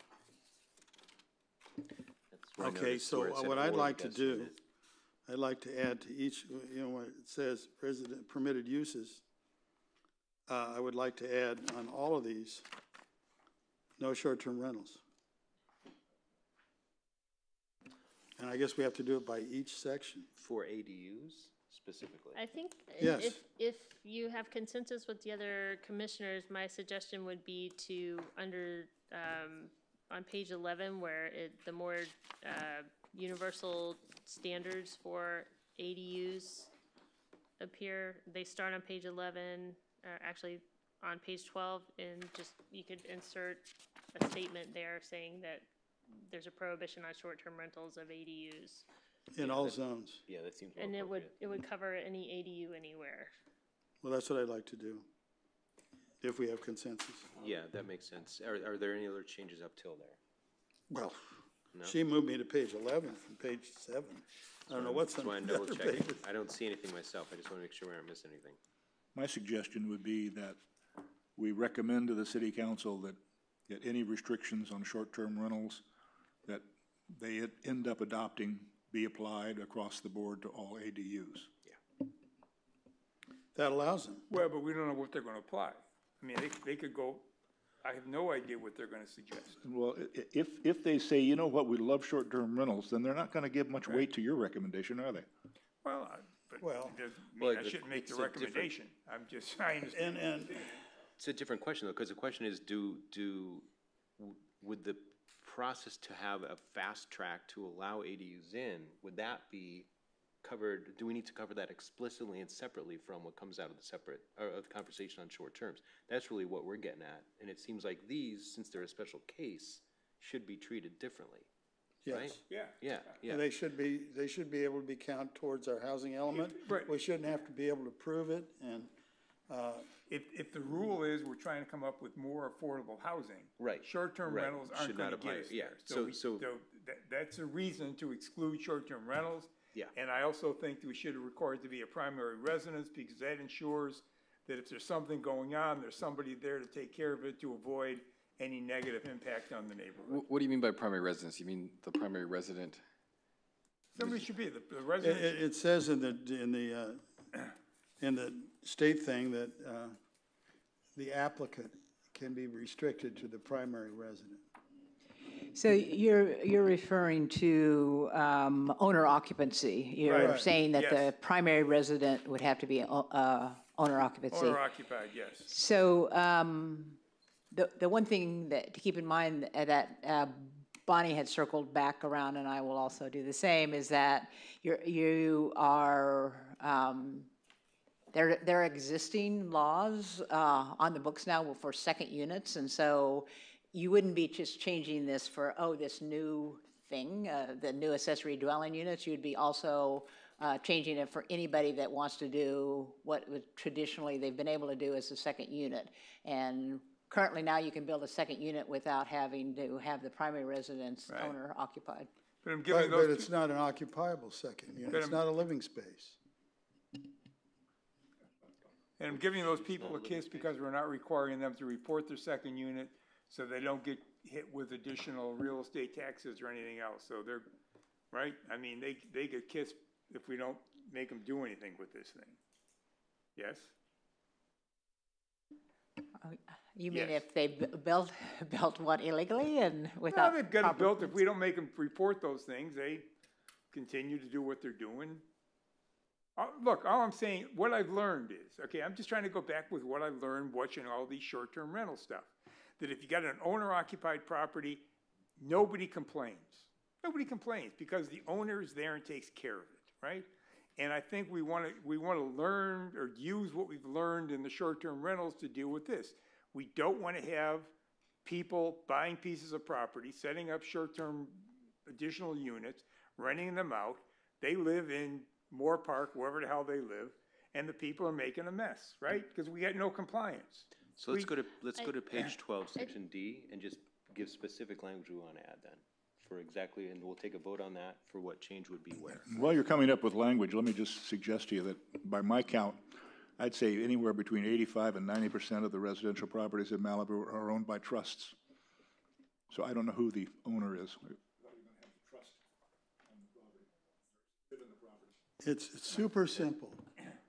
You tell them to bring in their property tax and see if they have a homeowner's exemption. My house is in a trust, I get a homeowner's exemption.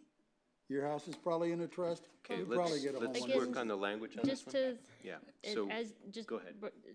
I'll just mention it one more time. The reason that we didn't recommend addressing this in this kind of subset of development standards is because the council is, currently working on this issue, and as you know from your own public hearings on it and the multiple hearings that we're having on it at the city council level, there are a lot of complexities, and so I do think that it makes sense to have it addressed in one place at the city council level, and that it would make sense for you to make a recommendation as part of your resolution that gets passed on to the city council, that's a significant concern, that accessory dwelling units contribute to the affordable housing stock and not just the short-term rental market in the city. Yeah, that could be something that we tell them, but I would like to put it in the ordinance.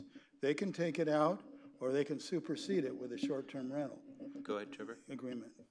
I was just going to mention that the city council is keeping the short-term rental ordinance in the municipal code and not in the LIP as well.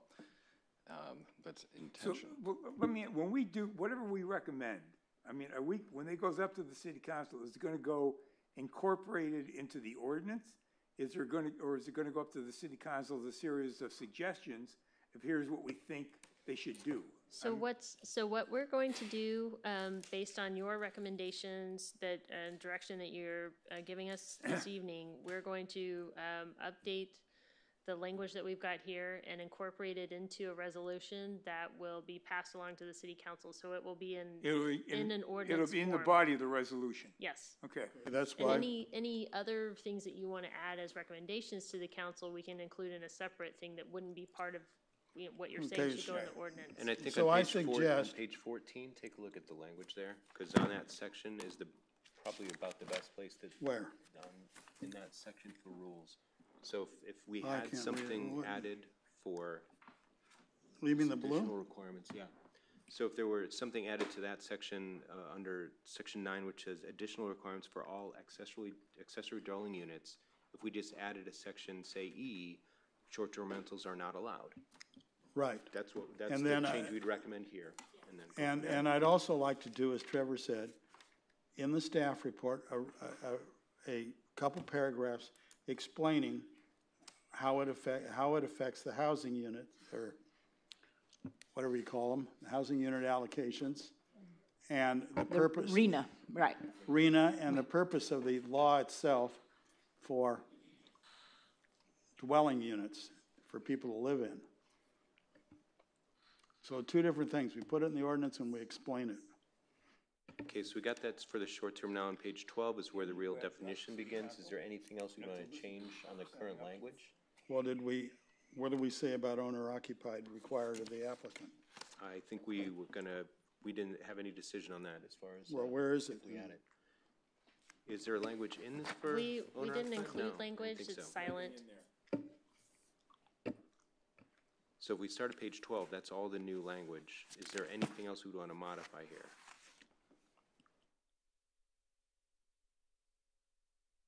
Well, I want to put in that, do we have, you know where to put in the language about codes and tiny houses, right? That is correct, right. Okay. I have that as a list of something to bring back. Okay. Now, this is something I'd like to suggest, and I don't know if it's required, but I'd like to put in, and this is pretty loose, ADUs must, where feasible, provide handicapped parking and ADA accessibility. And then if it's got a small lot or this or that or the other thing, it's only where feasible.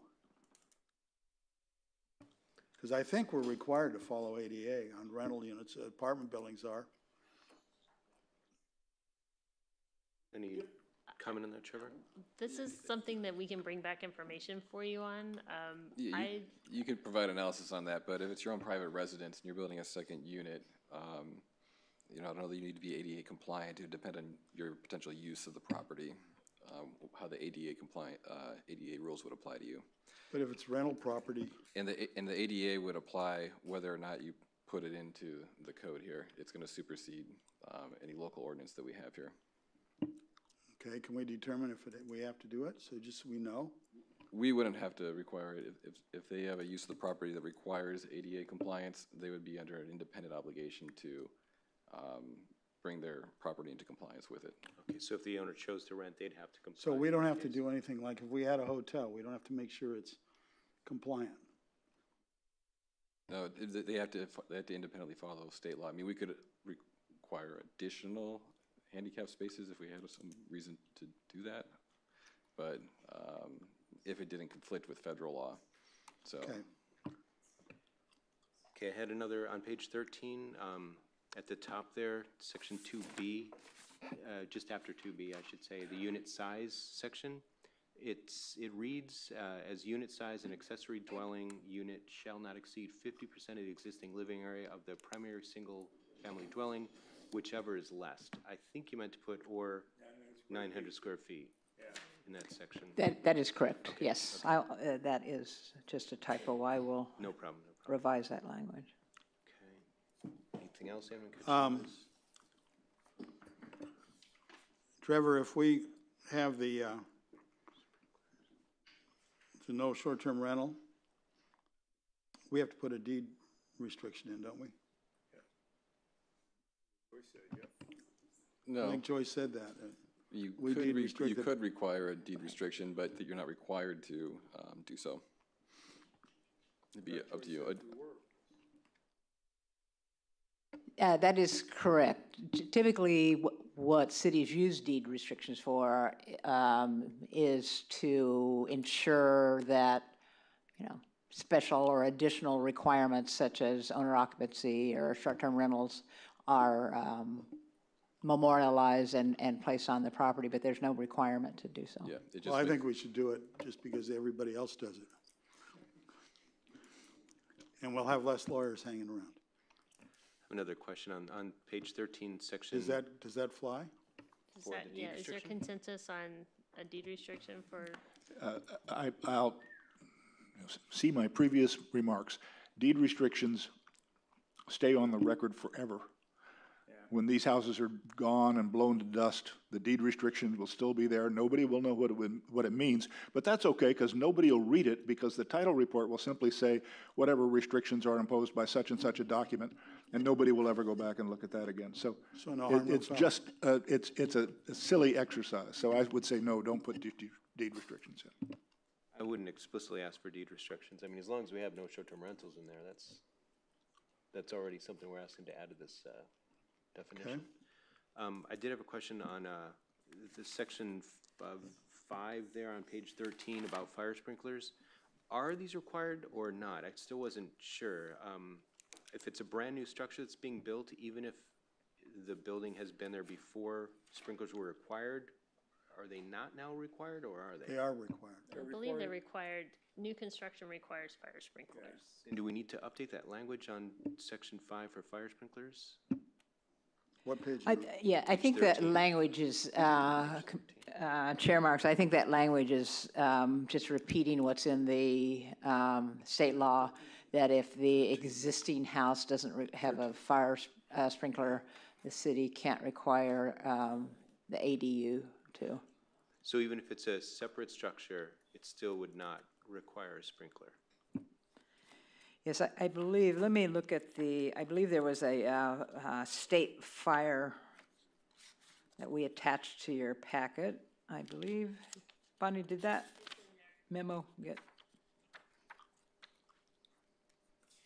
It's the last attachment before, it's attachment 5.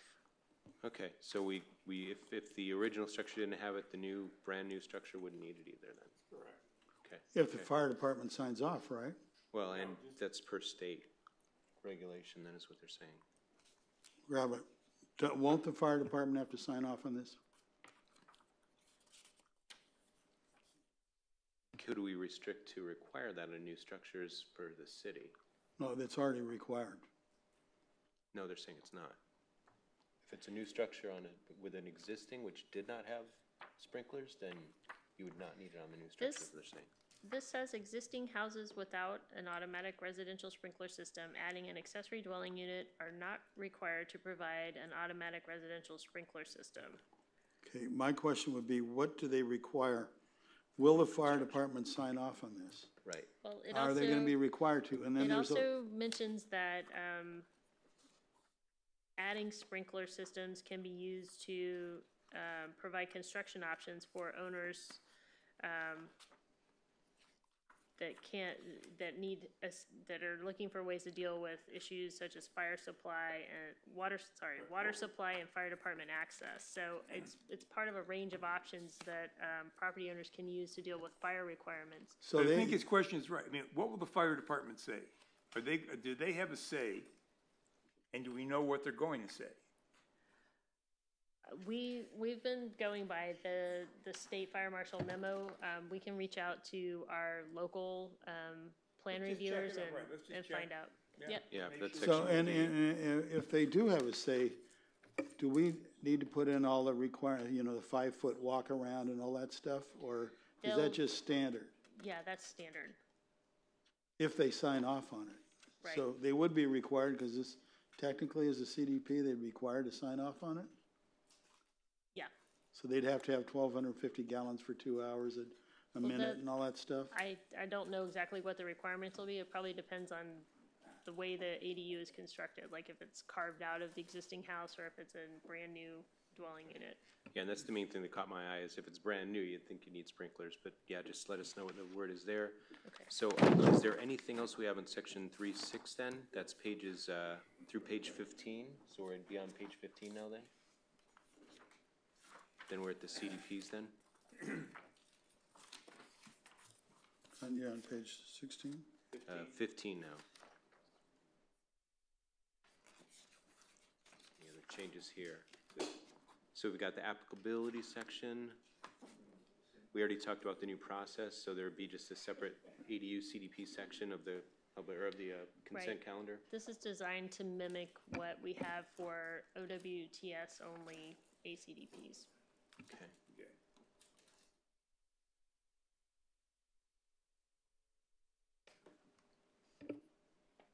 And then we already talked about the appeal process. So that was, we've got on page 16, mention of unless the approval is rescinded by the planning director. Is that maybe where we could kind of introduce some form of an appeal process? Yeah, I believe it's set up currently that it'd be reported to you if there were issues, there was an error. The planning director would still have time to revoke the permit in that case. If you wanted to change that to an appeal process, you would need to change that section. Trevor, if we're not allowed to have a hearing on it, so how do we know there's going to be an error? It's just being reported to you. By who? You'll get a report just like you do for the OWTS only CDPs, where it's got the findings and the analysis. Yeah, but what I'm saying conditions. is if there's an error there, for example, somebody shows up and says it blocks a view. The ultimate situation here is is always appealable in court through a writ of mandate. So. Yeah, but in reality, somebody, it's on a list of 20 of them, and some neighbor's got this story pole in front of their view, and comes in and goes, "Hey, what's the deal?" They can't appeal. Well, not as currently designed, but I believe you already gave direction for staff to bring back appeal I options. thought Joyce was going to chase down some, right, okay. Okay, so no change to language now, but we'll look for a change there or for any updates later. Any other sections that we want changes to? That's really the majority of the new language. We did it. And chapter 17, it kind of repeats. Is there anything else we want to call it? Chapter 17.40, it looks, is that attachment 2, Bonnie? Page 12 again. Yes. Attachment 2 is where the municipal code version of the changes start, and they're equivalent. Yeah, so staff could just mirror these changes through the municipal code. If you had specific changes to make this municipal code that are different from the LIP suggestions, you should give that suggestions to staff. It's going to come back to us anyway. Yeah, it'll come back. Okay, so go ahead. On 1702.060, which is page 2, where the definition, shouldn't we put no short-term rentals?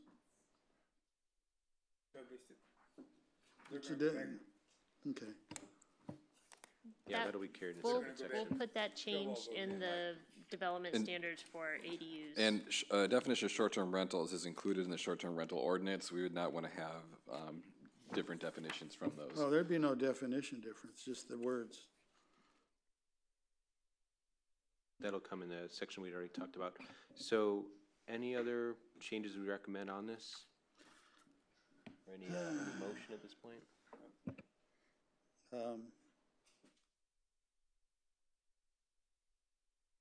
So with the So motion. we're okay with getting rid of the garage. Yeah, it would be on-site parking for at least one vehicle. It was my understanding that you got a garage for the whole house. Let me just get this right. You got a garage for the whole house, and all of a sudden it's now a living structure. It's an ADU.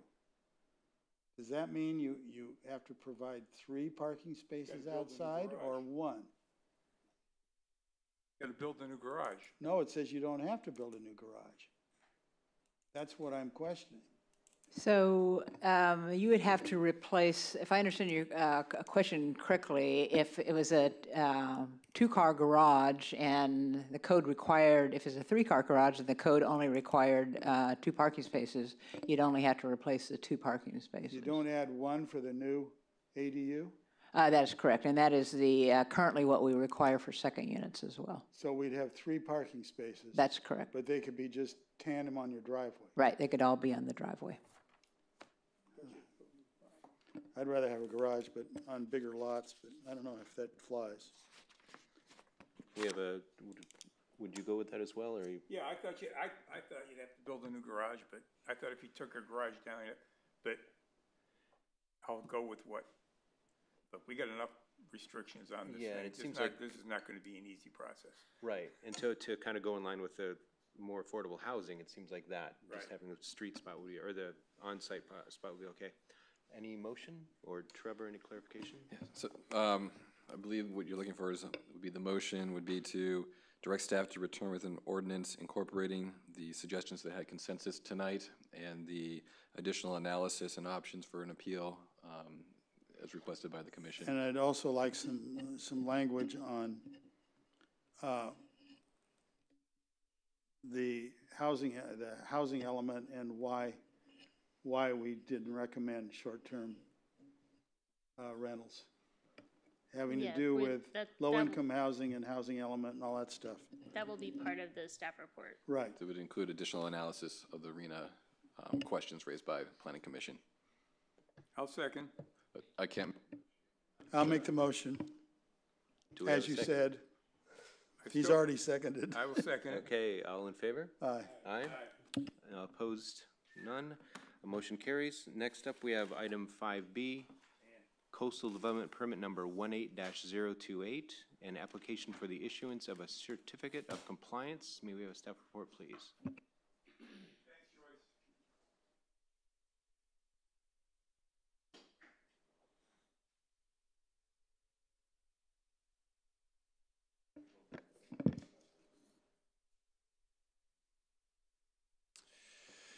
Hi, good evening, Chair Marks and members of the Planning Commission. The subject property is located west of Ramirez Canyon Road and takes access from State Street. This road is a private gated street. The proposed request is for a conditional certificate of compliance. A certificate of compliance is a mechanism for the city to determine whether a property complies with the provisions of the Subdivision Map Act and the local subdivision ordinance. The California Government Code requires that the city must issue a certificate of compliance if it determines the property complies with the Subdivision Map Act and local subdivision ordinance. If the city determines the property does not comply with the Subdivision Map Act or local subdivision ordinance, the city must issue a conditional certificate of compliance, which is what is being requested before the Planning Commission tonight. After reviewing the parcel's title and permit history, city staff determined that the subject parcel was not created in compliance with the Subdivision Map Act and the local subdivision ordinance at the time of the lot creation in 1943. Therefore, the LCP requires a coastal development permit to be processed for a conditional certificate of compliance for the parcel that were created prior to the Coastal Act in violation of the application regulations at the time of lot creation. The property owner may either choose to demonstrate compliance with all policies and standards of the LCP, including the LIP section 15.2, which are the findings for land division, or the applicant can accept a condition to prohibit development on the property until such time it can be demonstrated the property is in compliance with the LCP and also this LIP section 15.2. In this case, the property owner opted for the condition to prohibit development at this time. The staff recommends that the Planning Commission adopt Planning Commission Resolution number 18-65, approving coastal development permit number 18-028 for the issuance of a conditional certificate of compliance. That concludes my presentation, and the applicant is here to answer any of your questions. Thank you very much. Do we have any questions of staff? Are they going to do a presentation? We'll first go through, sorry, my bad. Oh, yeah, disclosures. Yeah, let's go through disclosures first. Commissioner James. Very familiar with the property. Used to live in Ramirez Canyon, a few doors up from this property, and have known it for years. But apart from that, I have no ex parte communications other than speaking briefly in the entryway with the applicant as we came in, and there was nothing discussed that wasn't disclosed in the staff report. There's nothing from your experience with the property that's affecting your decision here tonight? No, nothing. I had the opportunity to speak to Adrian. I called him about some of the material because I didn't understand some of the components in there. He was kind enough to sort of educate, and I learned some things that I learned what the Subdivision Map Act was and why that was different than the approval now. And I also learned, which I thought was interesting, that the question I asked Adrian was, why are they doing this, right? Why am I going through this effort based upon the fact that people have sold properties that don't have this compliance before? What is there to gain by doing this?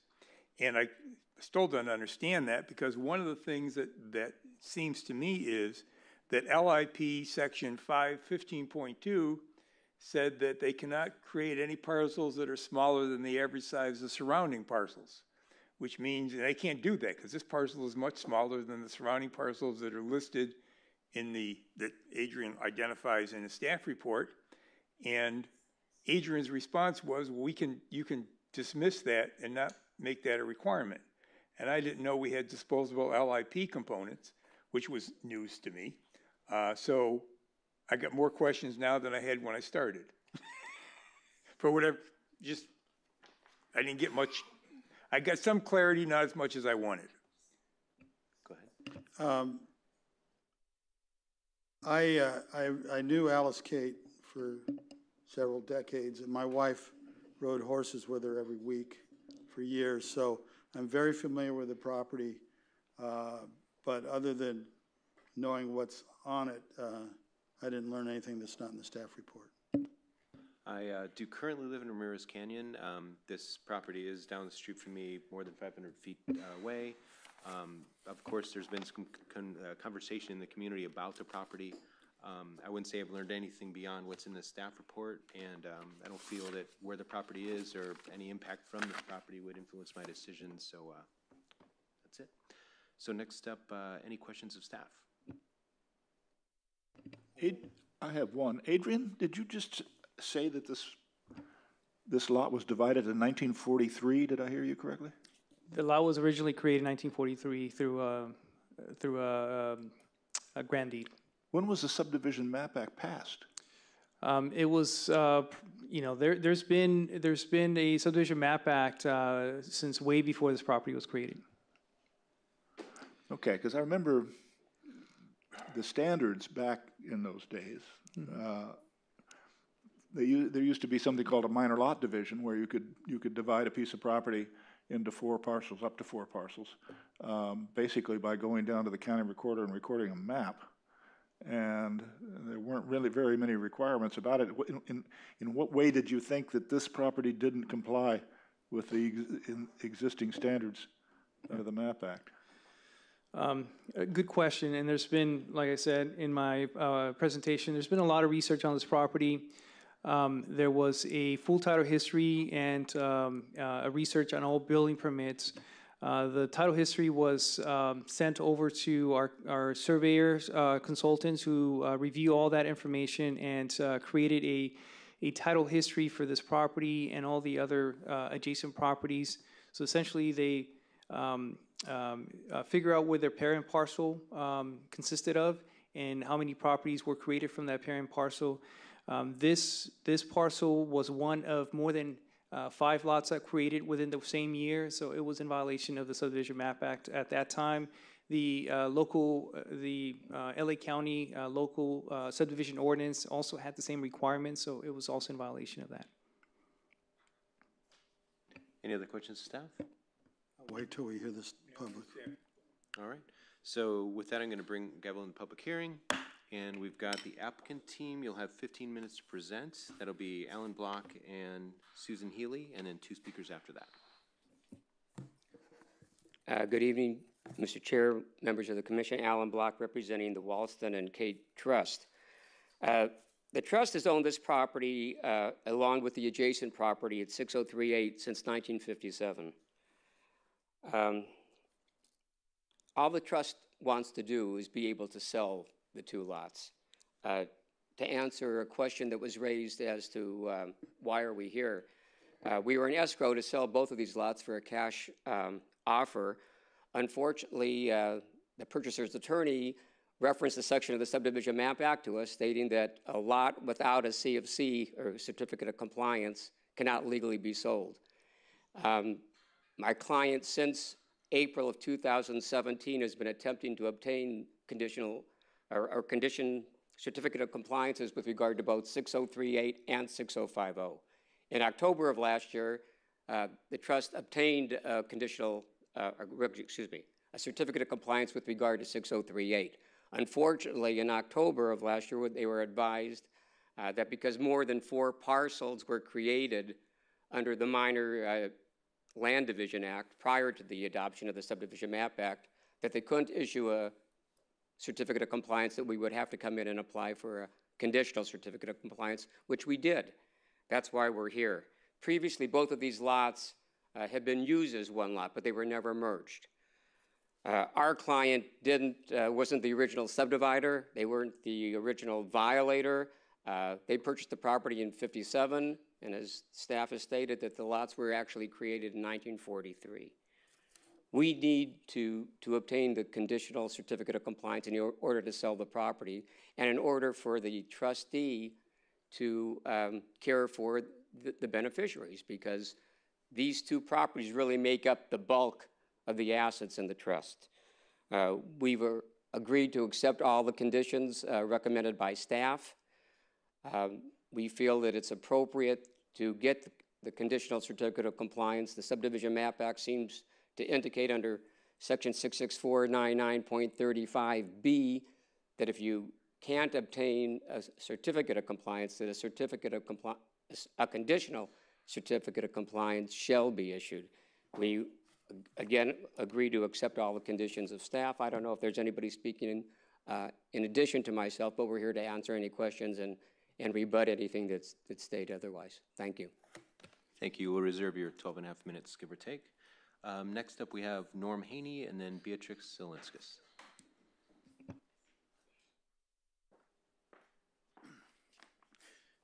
Thank you, Commissioners, for the opportunity to speak to this item.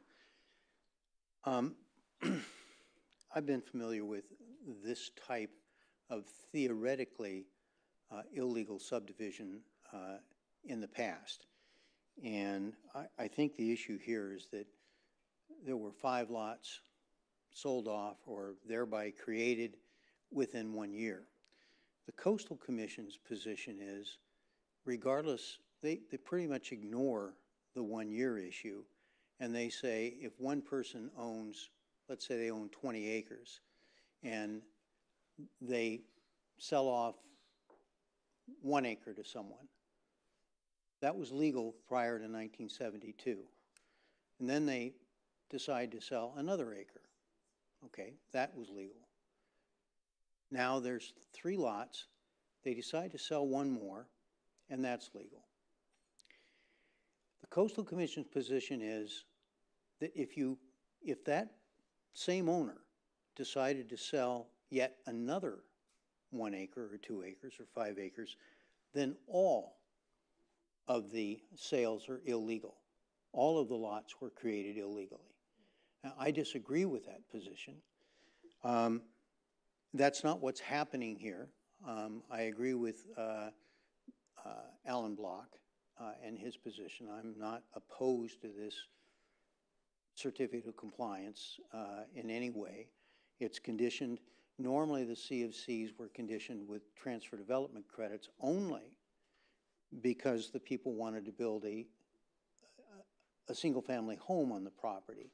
And originally, certificates of compliance or transfer development credits were required to maintain the status quo of the number of buildable lots within the Malibu, Topanga area. That's not what's occurring here. So I really do support the project. I don't support the Coastal Commission's position that, as I mentioned before, the first 3 lots are also illegal because he created a 5th lot. That's not what's happening here. Thank you. Thank you as well. Beatrix Zelinskas, you're up next. Good evening, Commissioners. I also am familiar with this property. I rode horses and hiked on it for 15 years before the trustee took over. Just a couple of observations about the property. It's very visible from Canaan Road. You know, I was looking at the staff report, and there's Section D, Scenic, Visual, and Hillside Resource Protection. You see it for a long time. It's not fleeting. It has a lot of trees on it, a lot of native trees. You used to have a eucalyptus stand. I don't know if it's still there. That used to be where monarch butterflies wintered. I know that Chumash artifacts have been found on that property. And if you're familiar with that lot, you know that the topography is varied, and it doesn't really lend itself to building a house on the most visually significant section of it, which would be the highest part with the ocean view. And I want to point out that the lots were owned by separate people for approximately 14 years, but has functioned as one property for 61 years. And up until the trustee took over, there were crisscross utilities, electricity coming from one side serving the other, water coming from one side serving the other, the seepage pit for the septic tank for the house on one side being located on the lot we're talking about. So I guess my question is, I understand that the trustee has a fiduciary duty to maximize the market value of 2 lots. However, looking at item 5C, it seems to me that economically that would be a better route to go. And then also the staff report mentions something about the least environmentally damaging alternative, and it seems like keeping the 2 together as one, as they have been for 61 years, is the least environmentally damaging alternative. Thank you so much. Thank you as well. Let's see, so you have 12 minutes or more or less to rebut? I need 12 minutes. Okay.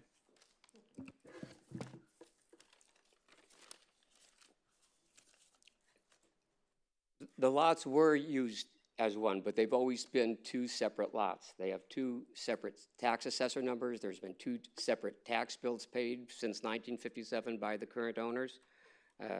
They're 2 lots, and we want to keep them as 2 lots for the time being. If there's ever any development proposed, all applicable rules and regulations of the city and the Coastal Commission will have to be complied with, including if it's going to be used as a separate lot, the purchase of a transfer development credit. If it's not used as a separate lot, then a TDC will not be required if the properties are merged. But all our client wants to do is be able to illegally sell the lot. And to do so, we need the conditional certificate of compliance. Now, Commissioner Euring brought up the thing about 15.2 about the lot sizes of the surrounding area. And you know, we only found out about that, your concern about this afternoon, but Ellen Francisco from Coldwell Bankers, who has the listing on the properties, reviewed the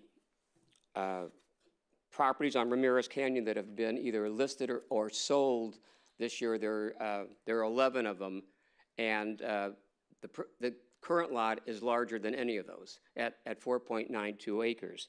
And we also did a study this afternoon of the 27 lots on the north side of Ramirez Canyon Road. And we took that from the Assessor Maps book on page 4467006 and 007. And of the 27 lots on the north side of Ramirez Canyon Road, the average lot size is 3 acres. We're 4.72. And the reason why the lots immediately contiguous on the other side of Ramirez Canyon are larger, those lots were merged previously. And that's why that one lot is 12.5 acres or 12.6 acres immediately across from Ramirez Canyon. But on all The surrounding lots on the north side of Ramirez Canyon Road, those average much smaller. They average 3 acres. So, I mean, we're here in order to get the CFC to sell the properties. Any future owner who wants to develop the property is going to have to come in here and explain as to why they're consistent with the LCP and all other applicable laws. But all we're here for is the trust needs to sell the property to be able to maintain the trust and to take care of the beneficiaries. I'm here to answer any questions, but again, the only development that we're proposing is just the request for the CFC. There's no actual construction being proposed. Thank you. Is there anyone else who'd like to speak on this matter? All right, closing the public comment and bringing it back up here for discussion. Go. Here's what I'm trying to understand, because I don't want Norm to come up to me after this meeting and say, boy, if you knew what was going to happen when you approved this, you would have made a different decision, all right? So, Adrian, if we approve this, what can they do with the lot after we approve it that they can't do with the lot today? Right? Just so I understand, what are we enabling them to do? And then secondly, the conversation you and I had regarding this 15.2 item 10 that says the lot size, okay? I mean, he did all the Ramirez Canyon lots and said that's the answer, okay? Is that how it's determined? Or do we have to figure that out today, or is that, I'm just trying, this is new to me, so I'm just trying to understand what we're doing here. Yeah.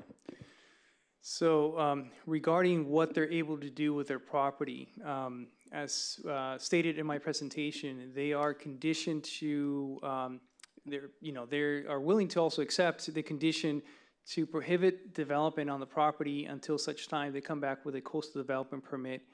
And at that time, they will be required to demonstrate to the Planning Commission that they would be in compliance with section 15.2. Right. And this is the section that we're talking about that has a finding that requires the applicant to demonstrate that the subject property is no smaller in size than the adjacent properties. Right. Well, adjacent is a term that is not defined, and so surrounding the wording, the language is every size of surrounding properties. That's what the language in the LCP says, LIP. Yes, and again, that could be defined in many different ways. So but at this point, that's something we don't have to define because that's not before the Planning Commission. They will have to, demonstrate that at a later time. What's before the Planning Commission today is a conditional certificate of compliance. I understand that. And so based on the California Government Code, the Planning Commission must either approve a certificate of compliance or a conditional certificate of compliance, depending on whether the applicant demonstrates that the property was legally created or illegally created. So in this case, it's a conditional certificate of compliance because they could not demonstrate that the lot was legally created. So in order for, for their certificate of compliance to be issued, the local coastal program has this process laid out which requires a coastal developer permit that basically has to come to the Planning Commission for final decision. So you're telling me right now there is no definition of how this average size of surrounding parcels is to be computed. Is that a fair statement? There's no definition, and there's been there's been subdivisions before the Planning Commission before, so there is, I guess I could say, precedent about how that's been done in the past. And how that's been done in the past is taking a 1,000-foot radius from the subject property. Okay. So there are some rules someplace, or some precedent. Precedent, not necessarily rules. With that. Okay. Question? Go ahead. Adrian, the LUP 3.44 says land divisions including certificate of compliance except for mergers and lot line adjustments for property which includes areas which are adjacent to an ESHA or parkland, shall only be permitted if each new parcel being created could be developed, including construction of a necessary access road, without building an ESHA or ESHA buffer, or removing ESHA fuel modifications. Now, as drawn on the plot plan, the only way you can get to this property is across the river. Doesn't that's an ESHA by definition. Yeah. So this land division cannot be allowed. My question is, are we talking about a land division here? We're not talking about a land division, although the certificate of compliance code section happens to be within the land division chapter. Right, you have to have a land division to do a certificate of compliance. But the land division already took place. The land division took place in 1943. What they're asking again is a certificate of compliance, which will be conditioned. The condition prohibits development, and so as as before the Planning Commission, we are not approving any development, and so it would not. The approval before the Planning Commission is not necessarily inconsistent with the section you just mentioned. We're not allowing development on ESHA because they will later have to demonstrate that. That is one of the findings for section 15.2. Right. My question is, you have to be able to develop the property to get a land division. And I can read you a whole bunch of sections on that. And it's a physical impossibility to not cross the ESHA. That's just, you can't change a stream. I think we're getting ahead of ourselves. Again, that's something they'll have to demonstrate at a later time when they come back with a coastal development permit. That's not, again, before the Planning Commission. However, there has been some discussion, especially with the previous property owner, where they suggested using the driveway that's currently there, that's being used for the existing, or that was used for the existing residents on 6038. And if that were the case, then there wouldn't be any additional crossings on the stream. It would be an existing driveway over the stream, and no additional ESHA impacts. That's something they'll have to demonstrate at a later time, not as part of this application. This is partly for Trevor. Trevor, if the city's determined that the property was illegally divided, okay, then how can a land division already have occurred? Well, what's going on here is that there was an illegal division in 1943. Right. And so what they have to do now is they have to get either a COC or a conditional COC. Those are the only two options before the commission. How about tonight. A land division? Well, they're not proposing a land division. They could propose a merger. They could propose, purchasing a TDC and somehow making the findings necessary. That's not before us. We don't have analysis of it. There are a number of issues that have been raised tonight about them being able to develop it as a separate lot. That would have to be decided by the commission. If they're unable to make those findings to develop the lot separately, then they would be forced to merge it with another lot or to purchase a portion of a neighboring lot and attach it. Yeah, but my it's up question, to them to come up with the project, not for the commission. I know they could, we're saying, their staff is saying they could do that in the future. Yeah. But the code says you have to have a land division before you have a COC. We are giving a COC or a conditional COC on a separate piece of property, not both, okay? So it has to be divided. And it never was legally divided. No, I mean, you had, this was carved out from a parent parcel. One of the parents already has a COC for it, so this lot exists without a COC at this point in time. It needs its own COC or a conditional COC. But how is the land division done when it's not allowed at the time? At the time, if you have it, okay, I think I understand. At the time, there was no, they could not divide it. We agree. There was an illegal division. Right. Back in the day. Now, how does that become a legal land division? It's not becoming a legal land division tonight. That's your question here.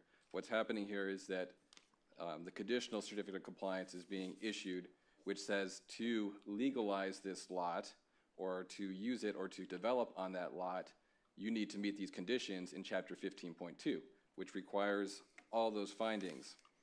But So it lays out a path, because you need to give them a path to be able to develop their land. We can't just take their land. So you need to be able to give them a path, and this lays out the path of what you need to do in order to develop it. But I can read you a whole bunch of code sections here, which I will, that says you cannot do a COC unless you have a land division, okay? It's not a COC, it's a conditional COC. It doesn't matter, that's not what the code says. And you can't, in other words, you can't do a certificate of compliance if it's never been divided, okay? It has been divided. It's been recorded as divided. It was illegally Been recorded, divided. but was that recording legal? No. No. That's why when there's an illegal division, the land's been divided. They are separate lots. They've been recorded as separate lots. It's illegally divided, so it can't be developed at this point in time. And so what you're doing today is you are determining. What I want to know, and this is where I'm confused, because you're the lawyer. If somebody does something illegal, and it never was legal, and it says right in the LIP, if it was legal, it wasn't legal, you got to follow 15.2, okay? You have to follow 15.2. Well, you can't follow 15.2. You are following 15.2. This is specifically prohibiting any type of development until they come forward with a plan to meet the findings of 15.2. But there's code sections here that says you have to do a land division. We're not doing a land division, you're telling me. So how does this lot ever become legal if we're not doing a land division? All the codes what you're about doing here is size of lot and everything have to do with that. And you're stating it here, and he's talking about average lots and all this stuff. So that's a land division. You're creating a lot. The lot has already been created. The lot exists. It's being taxed separately as a separate APN. That doesn't make it legal. It can't be developed on. That's the difference here, is you can't develop on that lot. What makes it legal? My question is, what made that lot Commissioner legal? Mazza, There's a deed that was issued that divided out and created the division in land. It was it's illegal. not, if I can just interrupt for a second. The item that's coming up next is another example of a property next to another lot where it wasn't demonstrated that the adjacent property was divided legally. And the path that the property owner in that case is using to develop it is to merge it with the adjacent legal lot. So there's no need for a CFC. It becomes part of the overall merged parcel, and they're moving forward with a new house on it. At this point, we don't know what path this property owner or the future purchaser of this property might take to make it try to make this legal. Two of the options that we know of are to merge it with an adjacent parcel and develop it like the next item on the agenda is going to do. Alternatively, they can try to meet all the requirements of 15.2, and if they can't, then they'll have to do something different. So tonight, you're just giving them the ability to, it's going to say on the CFC, these are your options. You know, make it legal. You can merge it. If you merge it, you don't have to do a TDC. Otherwise, you got to meet all the requirements of 15.2. And they'll just be able to sell the property to somebody with those conditions. So you're not sanctioning one thing or another at this point. You're just laying out these two paths. Okay.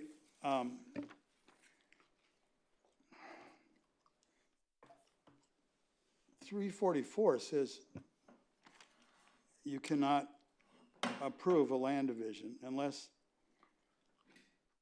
every new lot created would contain an identified building site and could be developed with all the policies of the LCP. Now, your staff report says there's no building site. That's right. And Nothing about, but it says size. It'll have to, Now, that'll all have to be demonstrated whenever somebody comes forward to develop it. So we're not even saying that this is legal size lot. Tonight, we're not saying whether they can develop on this lot separate from the adjacent parcel. But we're saying it's a legal lot. No. No. This does not give them any ability to develop the lot. What? This does not give them any right to develop the lot Not tonight. develop the lot, I'm saying it is a legal lot without a No, house. no, it's saying it's a conditionally legal lot, and it will not be a legal lot until the conditions are satisfied. That's the whole point. Okay, so my question would be, Meet those conditions to be considered a legal lot. Then you continue. Go ahead, okay, John. so Gotcha. is the only reason to do this an economic interest of the seller to tell somebody they can build on it and get a higher price? No, that's, I mean- that's his interest, but we have a legal obligation when a request is made, that we either issue the certificate of compliance or give them a conditional certificate of compliance that gives them a way that they can legalize the lot. Does the certificate of compliance conditions consider the creation of a new lot? Does it say it has to use slope analysis? It has to be the right size? It can't be under 5 acres? Or is it just saying this is close enough? Because when I read the staff report, it says it's almost 5 acres. Adrian can take you through section 15.2, but it lists out all the factors that need to be met in order for. My question of Adrian is, then why do you put the language in here that, and I don't know if I can find it right now, that, this is okay because it's almost 5 acres? What difference does it make for this staff report if we don't care how big it is? What happens if this lot was 10,000 square feet? I think that was just to discuss how close the property is from the required zoning requirements in terms of lot size, minimum lot width, and lot depth. Okay, what would you say if it was half that size? You still recommend a certificate of compliance? It's, again, I think we've all kind of stated the same thing. There isn't much we can do in terms of the size at this time. All we can do is, process their application, either add conditions or no conditions, but, our requirements is to process a certificate of compliance. In this case, because it was demonstrated the lot was illegally created, we're adding conditions, and these other conditions are set forth in the code that is required for a lot that was illegally created. We also added the same conditions not only to the resolution that's approving this project, but also in the conditions of approval within the certificate of compliance document.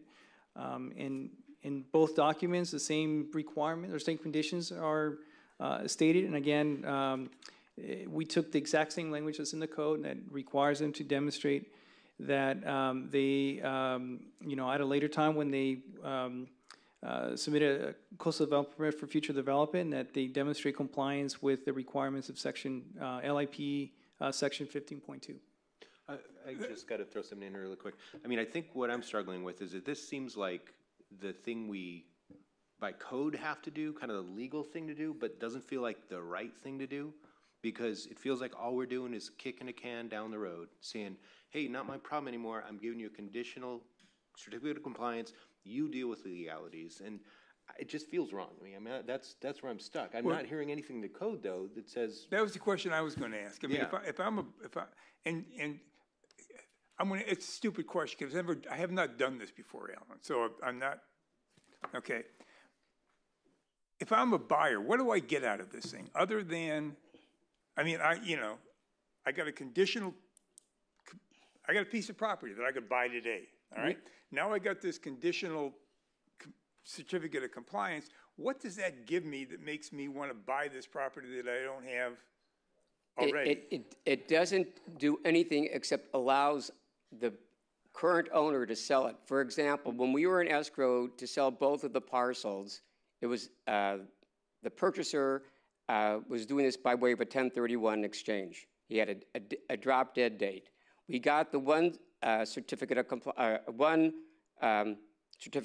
for 6038 timely. We couldn't get the second one. We lost the sale because under the Subdivision Map Act, you have to have either a certificate of compliance or a conditional certificate of compliance to be able to close an escrow. We're trying to sell the property.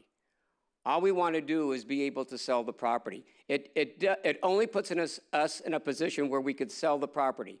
Somebody else is going to have to come in here and satisfy or show you that they can evidence the satisfaction of all the sections of the LIP, including 15.2, all the numbers. And that'll be left for another date. We're not here to do that today. We agree that a future owner will have to come in here and satisfy the sections of 15.2. For example, Commissioner Mazza indicated you can't put a new driveway in across an ESHA. Well, perhaps we'll have to give them an easement over 6038 to get to 6050. But, I mean, all we're trying to do is be able to get to the point where we can try to legally sell the properties. That's all we're trying to do now. We're not trying to pull one over on anybody. The law provides either for the issuance of a CFC or a conditional CFC.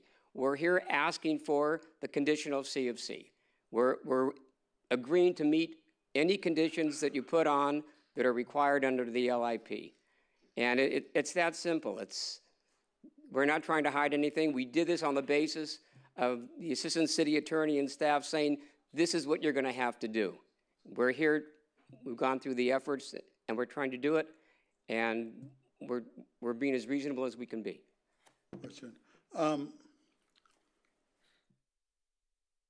You're saying that if I walked up to you and said, here's a bunch of money, you can't sell me the property? Today, that's correct. Okay, then we can't close escrow. We can't legally close escrow. Then why do we get properties, and I'm sure Norm's done a bunch of them, where they come in and say, I want to build a house, but gee, my COC's not so good, so issue me one. Because they're probably requesting a conditional, they're not requesting a conditional certificate of compliance. They're requesting a certificate of compliance. Who is?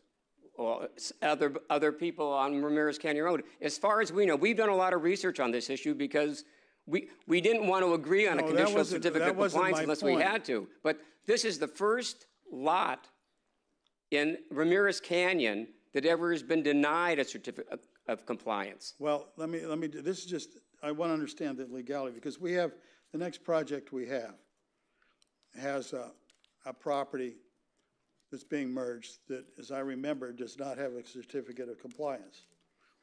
Okay? The guy bought it. Somebody transferred title to him, but it didn't have a certificate of compliance. Well, now, how does that happen if it's not legal to do that? We have cases under the Subdivision Map Act that were presented to us by the purchaser in escrow that in essence said that you need a certificate of compliance or a conditional certificate of compliance in order to close escrow. Believe me, we didn't voluntarily come here because we want to get a conditional certificate of compliance. It also is irrelevant because why they want the COC doesn't matter. It means they applied for the COC. No, so. But Trevor, my problem is 15.3C says you shall not issue a certificate of compliance if it was not created legally, unless you make the findings for 15.2. Now, you're telling me that a conditional certificate of compliance is not a certificate of compliance. Right. It doesn't say that. It's a certificate of compliance, it's just conditional. They're completely different. I mean, a certificate of compliance allows you to develop the lot immediately. The conditional certificate of compliance requires you to meet all the conditions. But this says shall not issue. And what's happening is as soon as they clear up 15.2, it's issued. We don't do it. We're issuing it right now with a condition. Now, if we know the lot doesn't qualify, why do we do it? When a purchaser comes in to develop this property and submits an application for it, that's when they have to provide a title report, and because it's vacant, and that's where the conditional certificate of compliance will show up in the title report, and they will, as part of their application process, have to demonstrate all of the conditions have been met. Now, a title report, we're not doing a land division here. You're saying a title report will have to say it's a legally created lot, won't it? A title report just says what the encumbrances and the they ownership say it's legal history too. of the property. They don't give you a title report to own something. Title report will show the existence of the conditional certificate of compliance, which is recorded once it's issued by the city. Right. Oh, I know it to show that. John, the only thing that, I mean, again, this is way above my pay grade, Adrian, and you were helped, but I mean, it's a conditional certificate. So they could come back in and merge the properties, Right. meet the requirement, and get it done. So this, it's a conditional. Conditional to me is the key word that we're, and I understand what you're saying, but conditional is the word. But merge is a There's a totally big different. difference between a conditional certificate of compliance and a certificate of compliance. We're not here arguing that we're entitled to a certificate of compliance. We're agreeing to accept a conditional certificate of compliance. And I mean, and Commissioner Mazza, if it wasn't already divided, you wouldn't be able to merge one lot into the other lot. So there are two lots. We're just trying to get the conditional certificate of compliance for the second one in order to be able to sell the lots. That's what I'm having trouble with. If it was never legally created, how is it a lot? Well, That's, you know, because somebody put a deed in with a county recorder in 1943. 43. Yeah, well, you can just mail it in and you can record it. Well, my client was a good faith purchaser, but I mean, the point of the matter is, it's been it hasn't been a legal lot, but it's been a lot for, since 1943. My clients only bought it in 1957. So you can imagine their surprise when they found out last October they couldn't get a certificate of compliance on it. Another way to, go ahead. The Subdivision Map Act doesn't say, or doesn't try to say, that because something was created illegally, it's forever going to be illegal. The Subdivision Map Act is going to say, you know what, if you had tried to create it today, you got to meet these conditions, and those are the same conditions that are being imposed. In other words, you're saying, okay, fine, you did this act back in 1943, and it wasn't legal in 1943, so now you've got to meet modern conditions. You've got to meet the modern day conditions before you can do anything with this lot. And that's all it's really saying. But the ultimate point here is that whether you like it or not, the law requires us to either issue a certificate of compliance or issue a conditional certificate of compliance. Those are our two choices. You're not going to issue a certificate of compliance, so you got to issue the conditional certificate of compliance, and period. And we put the conditions on, and then to put it another, the reality of this is that the current owners don't either have the desire or the wherewithal, whatever it is, to go through the process of putting forward what would be a legal That's kind correct. of formation of this. So That's they're correct. saying, hey, next buyer, big red flag, this is a conditional. Well, they're going to obviously know it's going to be, when they get their preliminary title report, they're going to see a conditional certificate of compliance, and obviously we're going to disclose that. But, but yes, but you're right. This is something that we have to do. And as far as Commissioner Jennings' statement, are we legally obligated as a body to do one of these two? Yes. Now, are we, as part of 15C, determine the lot's legal in size? You're saying the conditions are, yeah. One of the conditions. So the options are, the conditions that are laid out in the conditional COC are either they merge the lot or that they gain compliance with section 15.2. And that includes size. That includes size. So at that point, they have to do the slope analysis and adjust the size and all that stuff. The ESHA requirements. So all the stuff you put in here about size is irrelevant. Just one point of clarification. It has to comply with, again, the findings in section 15.2. I think what you may be referring to is the minimum lot size. Right. And is that in 15.2? So 15.2 is that they have to demonstrate that the lot is no smaller than the average size of the surrounding properties. And they have to do the slope analysis and all that. So the slope analysis is only for the creation of so it's a subdivision of a new parcel, so that wouldn't apply in this case. More about the structure, where they're going to look at the structure on the property. No, I'm not talking about you can't build on 2 for 1. It's called, yes. What the hell is it called? Which section are you in, John? When you do a land division, you have to figure the average slope, and then you take a factor and you multiply that times the size, and you get the real size. So, I mean, all that work's got to be done by whoever the applicant team is. Well, I'm wondering, Yeah. because you're sitting here telling me it's a legal lot, and the other time you're saying, well, we have to figure out if it's a legal lot. I think what we're saying is in order for it to become a legal lot, they are going to have to demonstrate compliance with section 15.2. I think the slope density requirements is not under section 15.2. I think that's for the a lot split or a subdivision, which I don't believe applies in this case. Now, if I just may try to respond to Commissioner Mazza's statement or question, on page 5 of 10 of the staff report, under zoning LIP Chapter 3, there's a sentence that reads, although the subject parcel is just short of the minimum lot size based on current standards, the parcel is consistent with minimum lot size established at the time of creation in 1943 and is not required to comply with current lot size as this process is not creating a new parcel.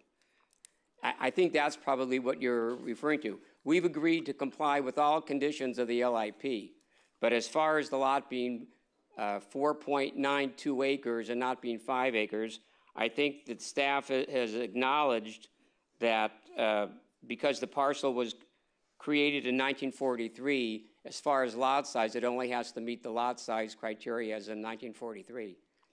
I believe that the LIP says that if it was illegally created, you have to meet the current standards.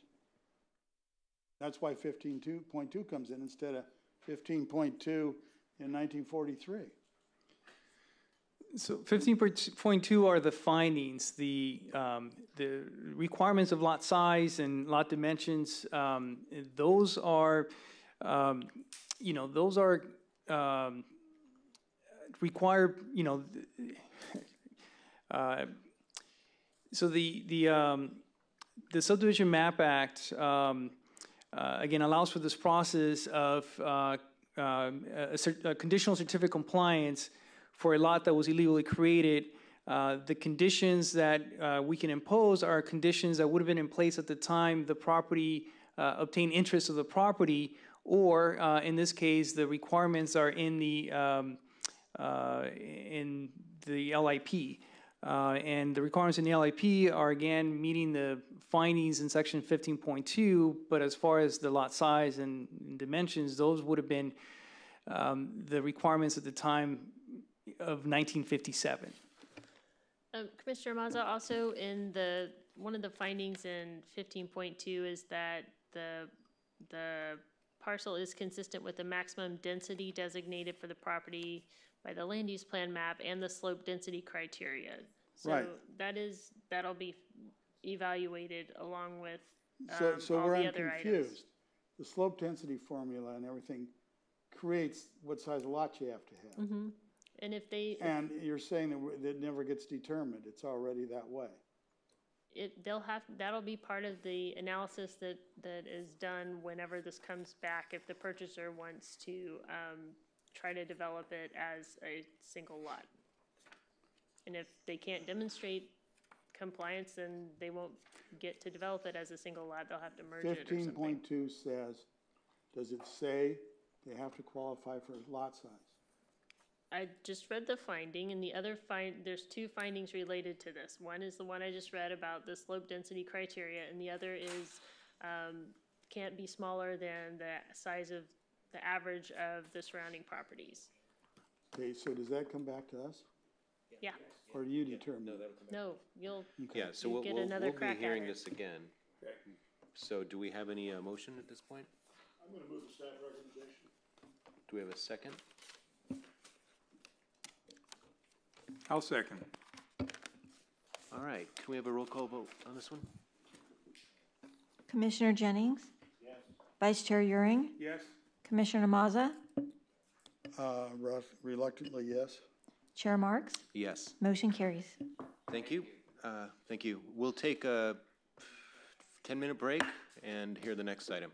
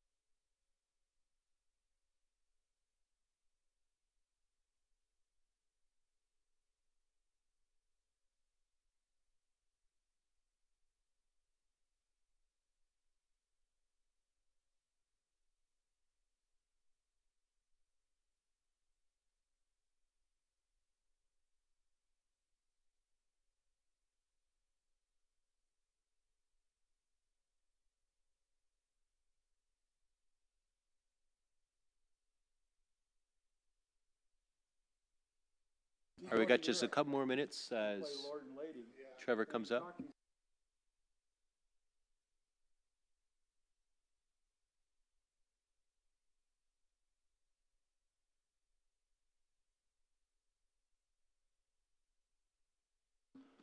All right, everybody, let's start taking our positions again.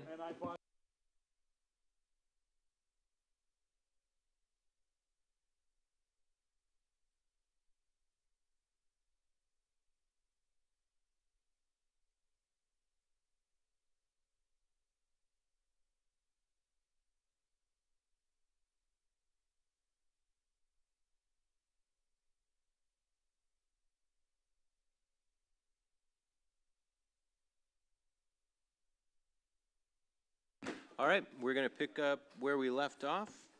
Let's gavel back into session. We're going to hear item 5C.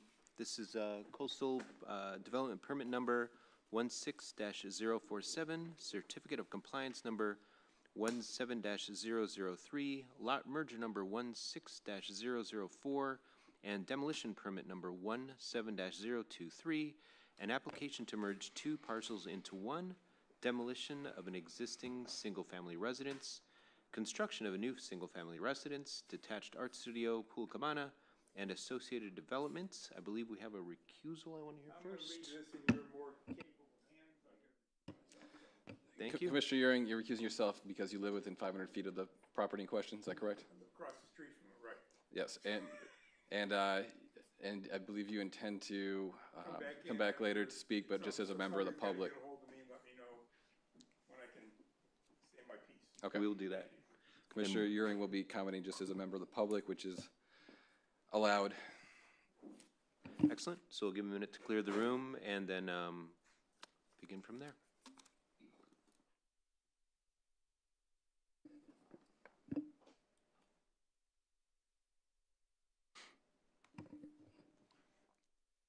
Let the record reflect Commissioner Euring has now left the room. Thank you. May we have a staff report, please? Yes, good evening, Planning Commission.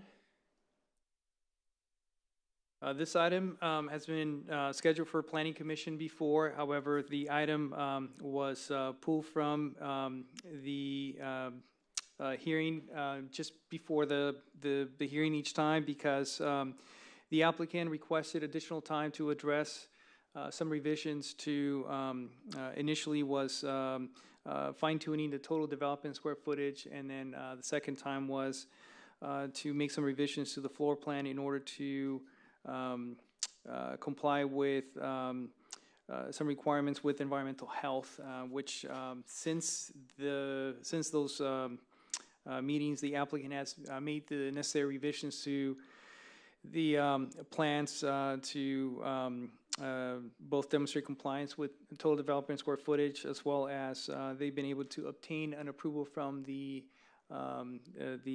City Environmental Health Division, demonstrating again compliance with the requirements for the septic system in the prohibition area.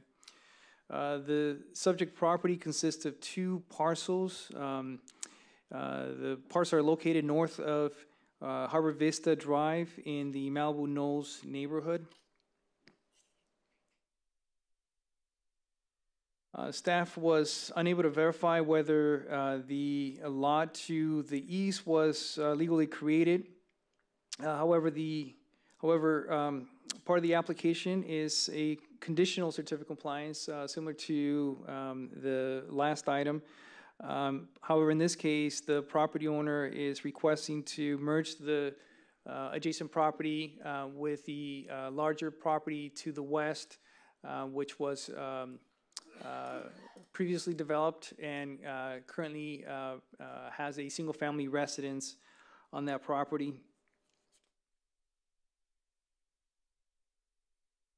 The lot merger would merge the two properties and make one legal lot. And the proposed project proposes to develop on both parts of the property. The proposed project includes a new single-family residence, a detached art studio, pool cabana, swimming pool, spa, and associated development. It should be noted that the property owner lowered the height of the art studio, which happens to be along the front of the property. And this was done in order to satisfy a neighbor's request for minimizing their view impact. The property was immediately to the west of the subject property. This was done by the property owner, even though the code does not have any requirements for a site plan review and allows by right buildings to be up to 24 feet in height for a pitch roof. Staff also heard from 6 of the neighbors who were mostly concerned about the proposed fire pit located between the bocce court and the art studio. One of the neighbors was also concerned about the size of the residence. However, the gas burning fireplace has a very low risk of causing a fire, and the resident is in compliance with all applicable development standards in the Malibu Knolls Overlay District, and is not requesting any site plan reviews or minor modifications as a result of the project. Here's some photographs of the subject property. The photographs show, again, the residence being located within the portion of the existing single-family footprint. The existing single-family is, being proposed to be developed. The art studio will be located along the front of the property, and the applicant is also proposing a trellis and pool cabana towards the west. It's sited near, or excuse me, it's sited generally where the sliver property is going to be, this proposed to be merged with the subject property. This concludes my presentation. Staff recommends that the Planning Commission adopt Planning Commission Resolution number 1842, approving the proposed project as condition, and the applicant and staff are available for any questions. Thank you very much. Do we have any disclosures? I met with Don Schmitz last Friday for about 30 minutes, but nothing was discussed that's not covered in the staff report. Thank you, John. I met with Don Schmitz for half an hour in town. We spent maybe 10 minutes talking about this. I learned nothing that wasn't in it. I also met with Steve Uring, where I just stood on the street and looked at it. I didn't go on the property, so I didn't really learn anything there. I visited the property also with Don Schmidt. We did have a little more discussion about specifically about a fire pit, which I think we'll cover more here. Other than that, I didn't have anything that I learned beyond the staff report. Okay, so with that, let's see. Commissioner Mazza, did you discuss this with Commissioner Uring? Yes, but it was, very brief, and it was nothing that was in the staff report. Commissioner Mazza, I'd have to ask you that you disregard anything that Commissioner Uring said to you in that conversation.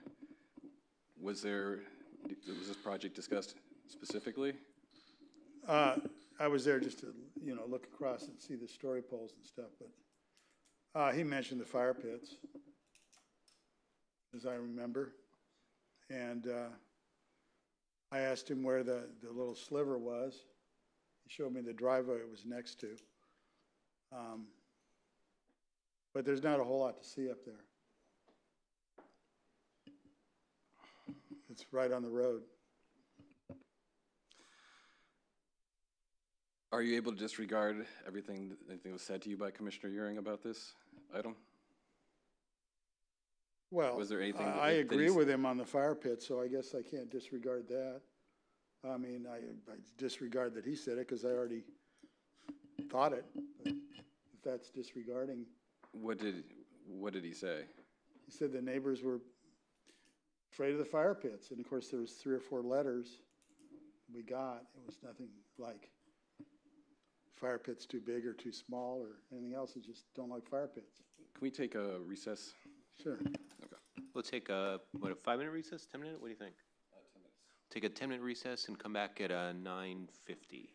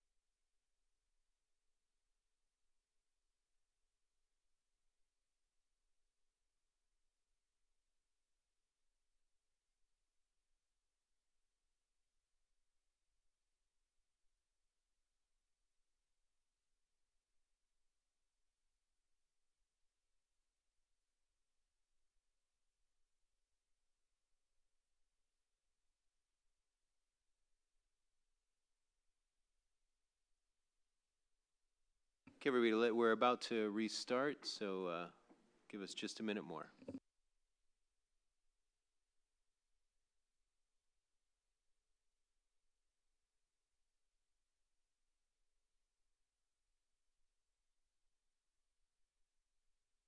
Okay, let's give it 5 minutes more or so.